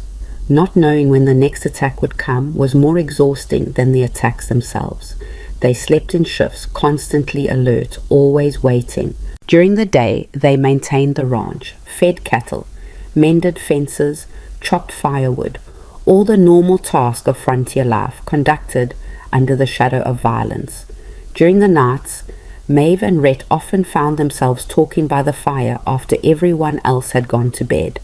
They talked about everything and nothing, about their childhoods, about their dreams before life got complicated, about what they'd do if they survived this. One night, Rhett asked her, "Do you regret coming here honestly?" Maeve considered the question. "A few months ago, I was standing on a platform being sold like livestock. I had no future, no hope, and no reason to believe things would ever get better. Now I'm in the middle of a range war, sleeping with a rifle next to my bed, and probably going to lose everything." She smiled slightly. "But I'm alive, Rhett, really alive. For the first time in my life, I matter. So no, I don't regret it." "Even if we lose?" "Even then." Rhett reached over and took her hand. It was the first time he'd touched her like that, not helping her off a horse or pulling her to safety, but just because he wanted to. His thumb traced circles on her palm. "When this is over," he said quietly, "when we've either won or lost, there's something I need to tell you." Why wait? Because right now, you might think you have to stay, that you owe me something for getting you out of Red Hollow. I don't want that. When this is settled, when you're free to go anywhere, do anything, and you choose to stay. He looked at her. "That's when I'll tell you." Maeve's heart was pounding. "Tell me what?" "You know what?" She did know. Had known for weeks probably. Had felt it in the way he looked at her, the way he defended her, the way he trusted her with parts of himself he showed no one else. "Rhett, after," he said firmly, "when you're truly free to choose." The day of the meeting arrived cold and grey. They left before dawn. Rhett, Maeve, Dutch, and Miguel. Billy and Charlie stayed behind to guard the ranch. Charlie was still recovering, and Billy had volunteered to stay with him. The ride to Pine Ridge took 2 days. They camped one night in a canyon that offered good defensive positions, sleeping in shifts with weapons ready. Nobody attacked them. The silence was almost worse. They reached Pine Ridge on the morning of the meeting. The town was packed with ranchers from across the territory. Maeve recognized some faces from their previous trip. Others were new. All of them looked worried. The meeting was held in the town hall, a large wooden building that smelled like tobacco and old books. Chairs had been arranged in rows facing a raised platform where Boone stood with his lawyer and several other well-dressed men. Rhett and his group slipped in and found seats near the back. People noticed them. Whispers spread through the crowd. The rancher who's fighting Boone. The one who won't sell. The crazy one. Boone saw them too. His expression flickered with something that might have been surprise or annoyance, then smoothed into his usual pleasant mask. "Gentlemen," he began, addressing the crowd, "and ladies, thank you for coming. I know you're all busy with your operations, so I'll be brief. As you know, water management in this territory has become increasingly challenging. Droughts are more common. Demand is rising. Without proper coordination, we risk conflict and shortages that hurt everyone." He paced the platform like a preacher delivering a sermon. "I'm proposing a cooperative water management system, a collective agreement where all ranchers contribute to maintaining water infrastructure and everyone benefits from reliable access. No more uncertainty, no more disputes, just organized, efficient management that serves us all." It sounded reasonable. That was the dangerous thing about Boone. He knew how to make tyranny sound like cooperation. "Of course," he continued, "such a system requires central administration, someone to manage the infrastructure, handle the logistics, ensure fair distribution. I'm prepared to take on that responsibility at no profit to myself, purely as a service to this community." Several ranchers nodded. It sounded good. Organized. Professional. "Now," Boone said, "I know some of you have concerns, so I'm opening the floor to questions." Silence. Nobody wanted to be the first to challenge Boone in front of everyone. Then Rhett stood up. The room went quiet. All eyes turned to him. "I have a question," Rhett said. "What happens to ranchers who don't join your cooperative?" Boone smiled. "They're free to manage their own water, but they'll be on their own, no support from the collective. And when drought hits, when their water runs low, that's the risk they take by staying independent. So you'd let them fail." "I'd let them experience the consequences of their choice." Rhett walked down the aisle toward the platform. People shifted in their seats, uncomfortable with the confrontation. "Here's what you're not saying," Rhett continued. "This isn't about cooperation, it's about control. You want to control every water source in this territory so you can decide who survives and who doesn't. That's a serious accusation, Maddox. It's the truth, and everyone in this room knows it." Murmurs rippled through the crowd. Some ranchers looked uncomfortable, others angry. A few nodded slightly, like they'd been thinking the same thing but were too afraid to say it. Boone's smile tightened. Mr. Maddox, your paranoia is understandable given your isolation, but this cooperative is designed to help everyone, including you. Then why have your men been attacking my ranch? Rhett's voice carried through the hall. Why did they burn my barn, cut my fences, try to stampede my cattle? Why did they shoot one of my workers 3 weeks ago? The murmurs grew louder. People were looking at Boone now, waiting for his response. I have no idea what you're talking about, Boone said smoothly, but I've heard your ranch has had troubles. Mountain properties are difficult to maintain. Accidents happen. These weren't accidents. Rhett turned to address the crowd. Boone wants my land because I control an independent water source. As long as I exist, he can't monopolize the territory. So he's been trying to force me out through violence and intimidation. Do you have proof of these accusations? Boone's lawyer stood up. Any evidence at all? I have tracks, I have witnesses, I have a wounded man with a bullet hole in his shoulder. None of which connects to Mr. Boone, the lawyer said. You could have enemies. You could have been attacked by drifters. You could even have staged these incidents yourself to gain sympathy. The crowd's mood was shifting. Some looked skeptical of Rhett now. He was making serious accusations without concrete proof, and people didn't want to believe their wealthiest neighbor was capable of such things. Maeve stood up. Every eye in the room turned to her. She felt the familiar weight of judgment, of people assessing her body before they listened to her words. But this time she didn't care. My name is Maeve Callahan, she said, her voice steady. Some of you might remember me from Red Hollow. The girl they put on a platform and tried to sell off because I wasn't pretty enough to marry. She saw recognition on a few faces, shame on others. Silas Boone threatened me personally in a hotel room in this very town. He told me that when things got difficult, everyone at our ranch would suffer. I was there. I heard him say it. That's a lie, Boone said sharply. His pleasant mask was cracking. I said no such thing. You did, and you know it. Maeve walked down the aisle to stand next to Rhett. You threatened us because you thought we were weak, because you thought nobody would stand up for us. You were wrong. A man in the third row stood up. Maeve recognized him, Thomas Garrett, the rancher who'd brought them supplies. I've heard stories, too, about other ranchers who wouldn't sell to Boone. Mysterious fires, poisoned wells, accidents that weren't accidents. Never enough proof to bring charges, but too many coincidences to ignore. Another rancher stood. My brother lost his ranch 2 years ago. He swore Boone was behind it, but nobody would listen.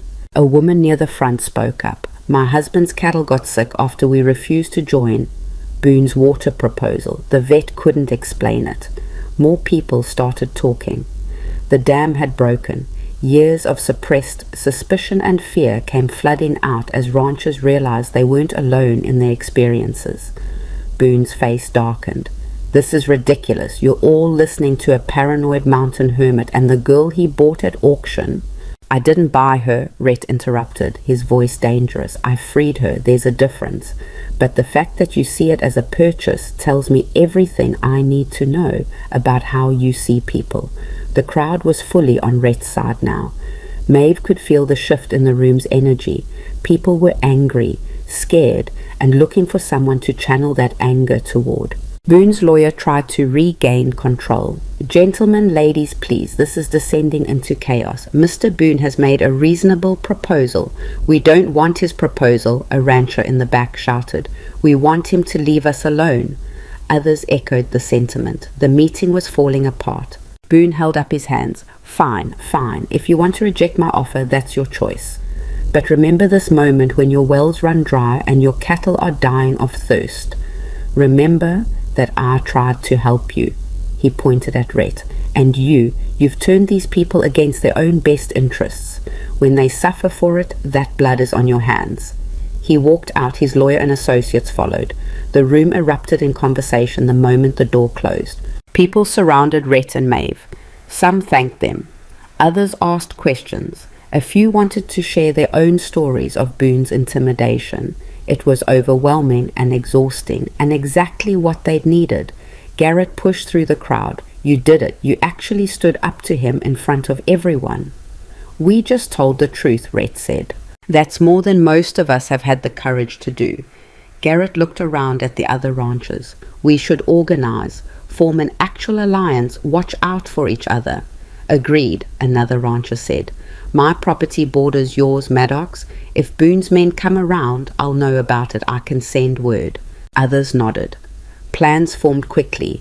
People exchanged information about their ranches, their water sources, their concerns. For the first time, they were talking to each other instead of living in isolated fear. But Maeve saw something that worried her. Boone hadn't looked defeated when he left. He'd looked angry, cornered, and cornered animals were the most dangerous kind. As they were leaving the town hall, a young man approached them nervously. He looked familiar. After a moment, Maeve recognized him, the raider who'd tried to stop her during the cattle theft, the one who'd asked her to just let them do their job. Mr. Maddox, he said quietly, can I talk to you? Private. Rhett's hand moved toward his gun, but Maeve touched his arm. Wait, I know him. They moved to a quiet corner away from the crowd. The young man looked terrified. My name's Jesse. I've been working for Mr. Boone for 8 months. Needed the money for my family. He spoke quickly, like he was afraid he'd lose his nerve. He's planning something big. I heard him talking to his foreman last night. He said if the ranchers won't cooperate, he'll make an example. Start a fire that'll spread across multiple properties. Blame it on the dry conditions. When? Rhett demanded. I don't know. Soon. Maybe tonight. Maybe tomorrow. Jesse looked at Maeve. I'm sorry for what we did to your ranch. I didn't sign up to hurt people. I just needed work.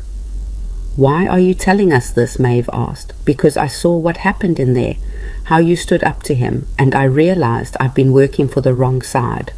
He swallowed hard. My little sister is 9. If she grows up in a world where men like Boone run everything, what kind of life is that? Rhett studied him for a long moment. You willing to testify against Boone? Official statement. If it'll stop him, yes. All right, stay close. We might need you. Jesse nodded and melted back into the crowd. Dutch appeared at Rhett's elbow. We need to get back, if Boone's planning something. I know. Rhett looked at the crowd of ranchers still talking, planning, organizing. But we can't leave them unprotected. If Boone starts fires to make his point, it won't just be our ranch, it'll be everyone. So what do we do? Miguel asked. Maeve spoke before Rhett could. We set a trap. We let Boone think we're vulnerable, and when he sends his men, we're ready with witnesses. Real evidence this time. That's dangerous, Dutch said. Everything we do is dangerous. They spent the rest of the day preparing. Garrett and several other ranchers agreed to help. They'd position themselves around Maddox Ridge with clear sight lines to observe any approach. When Boone's men came, and they would come, there would be a dozen witnesses to document exactly what happened. They rode back to the ranch that night, arriving well after midnight. Billy and Charlie were on watch, tense and alert. Anything happen? Rhett asked. Quiet, Billy said. Too quiet. It won't be quiet much longer. They organized everyone. The ranch hands took up defensive positions. The allied ranchers positioned themselves in the surrounding hills with spyglasses to watch the approaches. Maeve loaded every rifle in the cabin and placed them at strategic points. Then they waited. The attack came just before dawn. Maeve was dozing in a chair by the window when she heard it. Hoofbeats. Many of them. She looked out and saw riders approaching from 3 different directions, maybe 20 men total. They carried torches and rifles. They're here, she shouted. Everyone scrambled to positions. Rhett grabbed his rifle and moved to the front door. Dutch and Miguel took the windows. Billy and Charlie were already in the barn with instructions to protect the remaining livestock at any cost. The riders stopped about 50 yards from the main cabin. A man Maeve didn't recognize shouted, "Maddox, come out! Mr. Boone wants to talk." "Boone can come talk to me himself," Rhett shouted back. "I don't negotiate with hired guns." "Have it your way." The man gave a signal. Half the riders split off toward the barn. The others formed a perimeter around the cabin. They weren't attacking yet, but the intent was clear. They were going to burn everything down. But before they could light their torches, shots rang out from the hills, warning shots, not aimed at the raiders, just loud enough to get their attention. The riders looked around, confused. Suddenly they realized they were surrounded. Ranchers emerged from positions all around the property, all of them armed, all of them witnessing exactly what was happening. Garrett rode forward from the hills. "I suggest you boys turn around and ride home. You're outnumbered, and we've got a dozen witnesses who'll swear you were here to commit arson." The hired guns looked at each other uncertainly. This wasn't what they'd been promised. They'd expected an easy target, not an armed coalition. The man who'd done the talking earlier, apparently the foreman, made a decision. "This ain't worth it. We're done here." "Like hell we are!"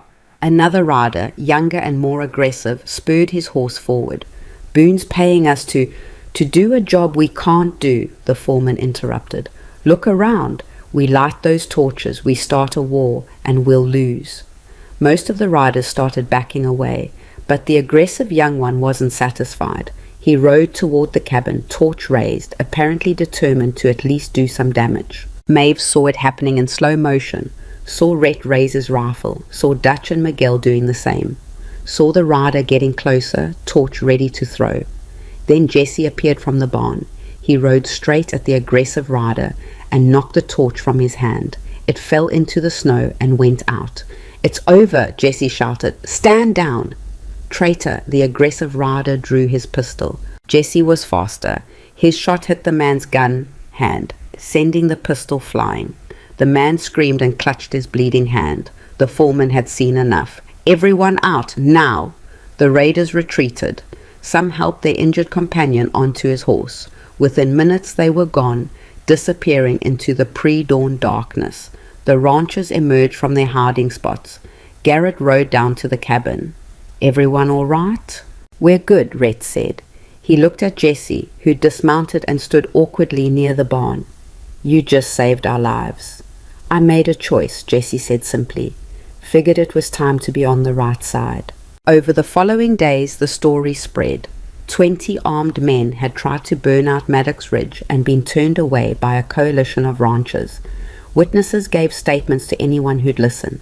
Jesse provided detailed testimony about Boone's orders, his payment structure, his tactics of intimidation. The territorial marshal finally got involved. Enough people were talking, enough evidence had accumulated that even Boone's political connections couldn't suppress it. The marshal rode to Boone's ranch with a warrant for questioning. Boone lawyered up immediately, claimed he knew nothing about any attacks, said Jesse was a disgruntled employee making false accusations. But the story was out there now. His reputation was damaged. Ranchers stopped trusting him. His political allies started distancing themselves. He couldn't monopolize what he couldn't control, and he'd lost control of the narrative. The legal battles dragged on for months.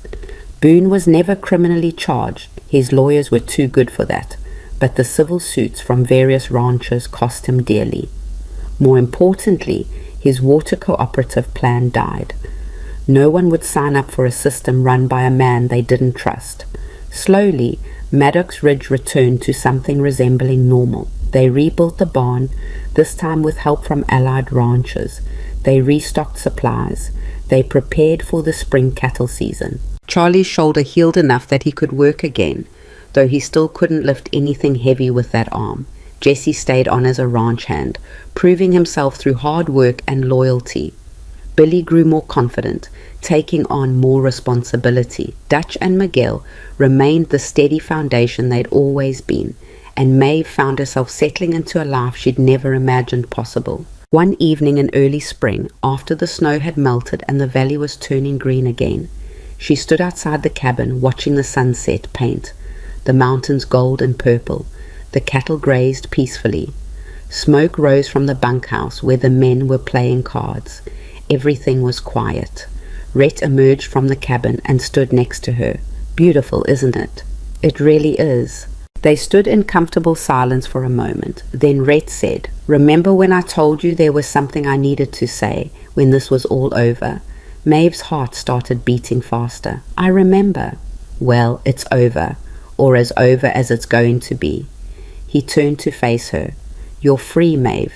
You could go anywhere, do anything. No one owns you, no one controls you. You're truly free to choose your own life. I know.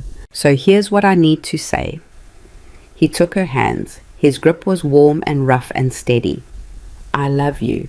Not because you work hard or because you're brave, though you're both of those things, but because you're you, because you make this place better, because when I think about the future, you're in it, and if you want to leave, I'll understand, but if you want to stay...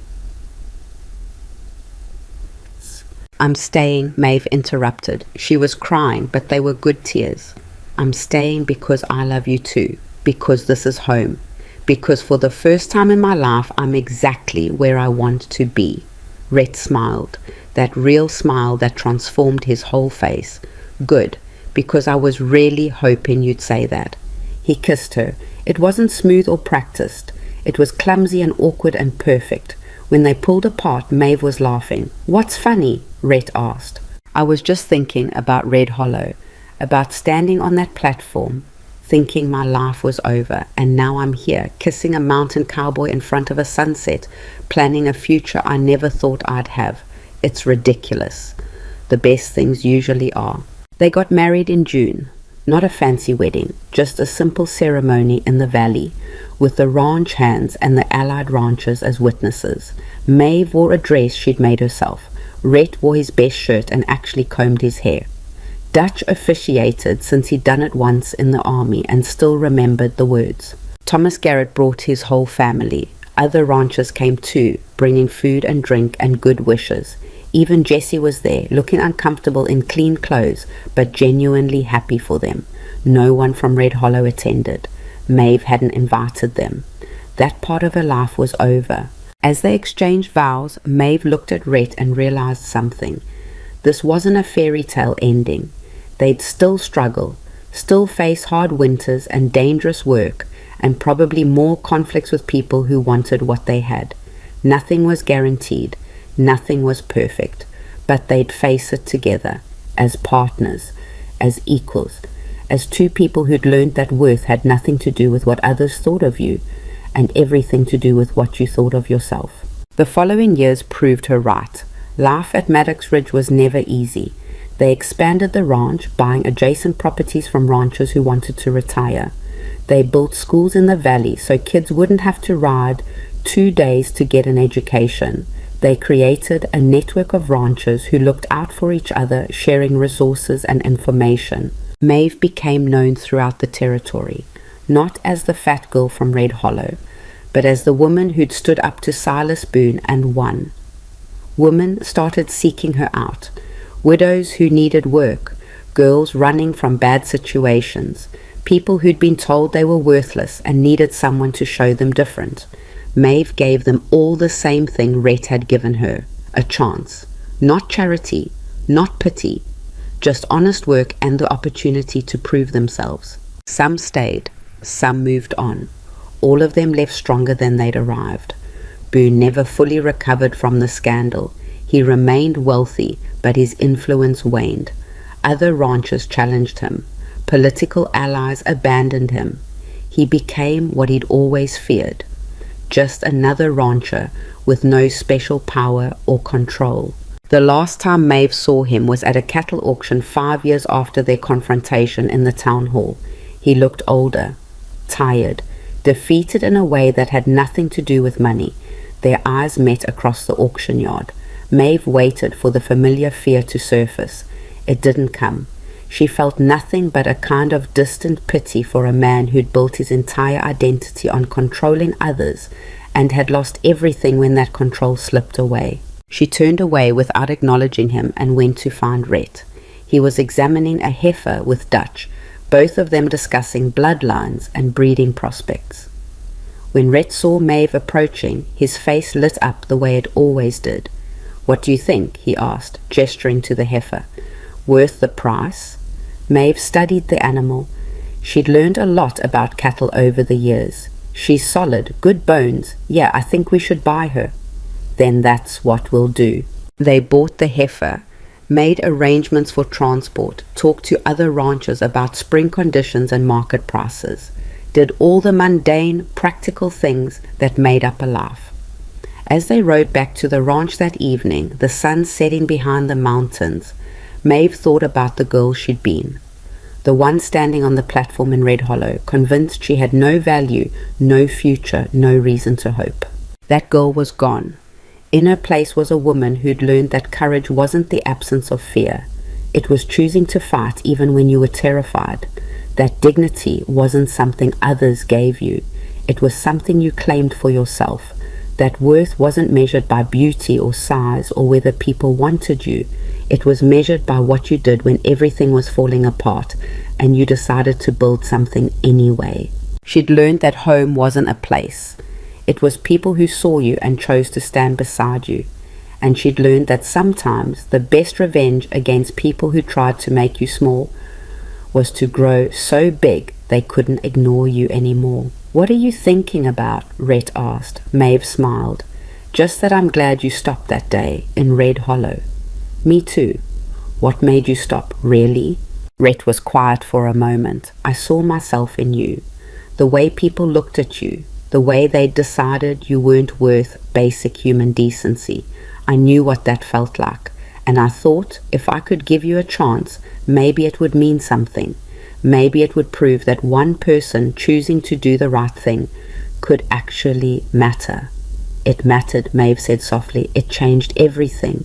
Changed everything for me too." They rode the rest of the way home in comfortable silence. Home to the ranch they'd built together. Home to the life they'd fought for. Home to the valley that had tested them and shaped them and ultimately accepted them. When they arrived, Billy and Jesse were unloading supplies. Charlie was mending a fence with his good arm, cursing creatively.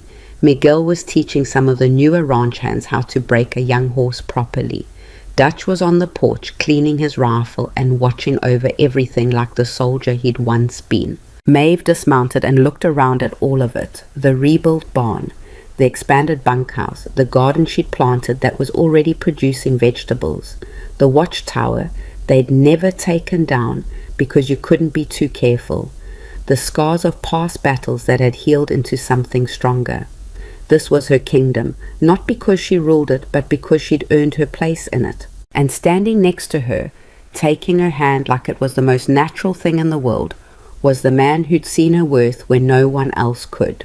Years later, travelers would still tell stories about the mountain ranch run by an unlikely pair, about the woman who'd been sold at auction and became one of the most respected figures in the territory, about the cowboy who'd chosen compassion over profit and built something that lasted. But those stories always missed the most important part. It wasn't about one dramatic confrontation or one brave stand. It was about choosing every single day to keep building, keep fighting, keep believing that you deserve to exist in a world that constantly tried to tell you otherwise. It was about learning that happy endings weren't about everything being perfect. They were about finding people worth struggling alongside, about building something that mattered even if it was hard, about refusing to disappear just because someone wanted you gone. And sometimes, if you were very lucky, it was about standing on your own land, watching the sunset over mountains you'd learned to love, holding hands with someone who saw you exactly as you were and loved you for it. That wasn't a fairy tale, it was better, it was real.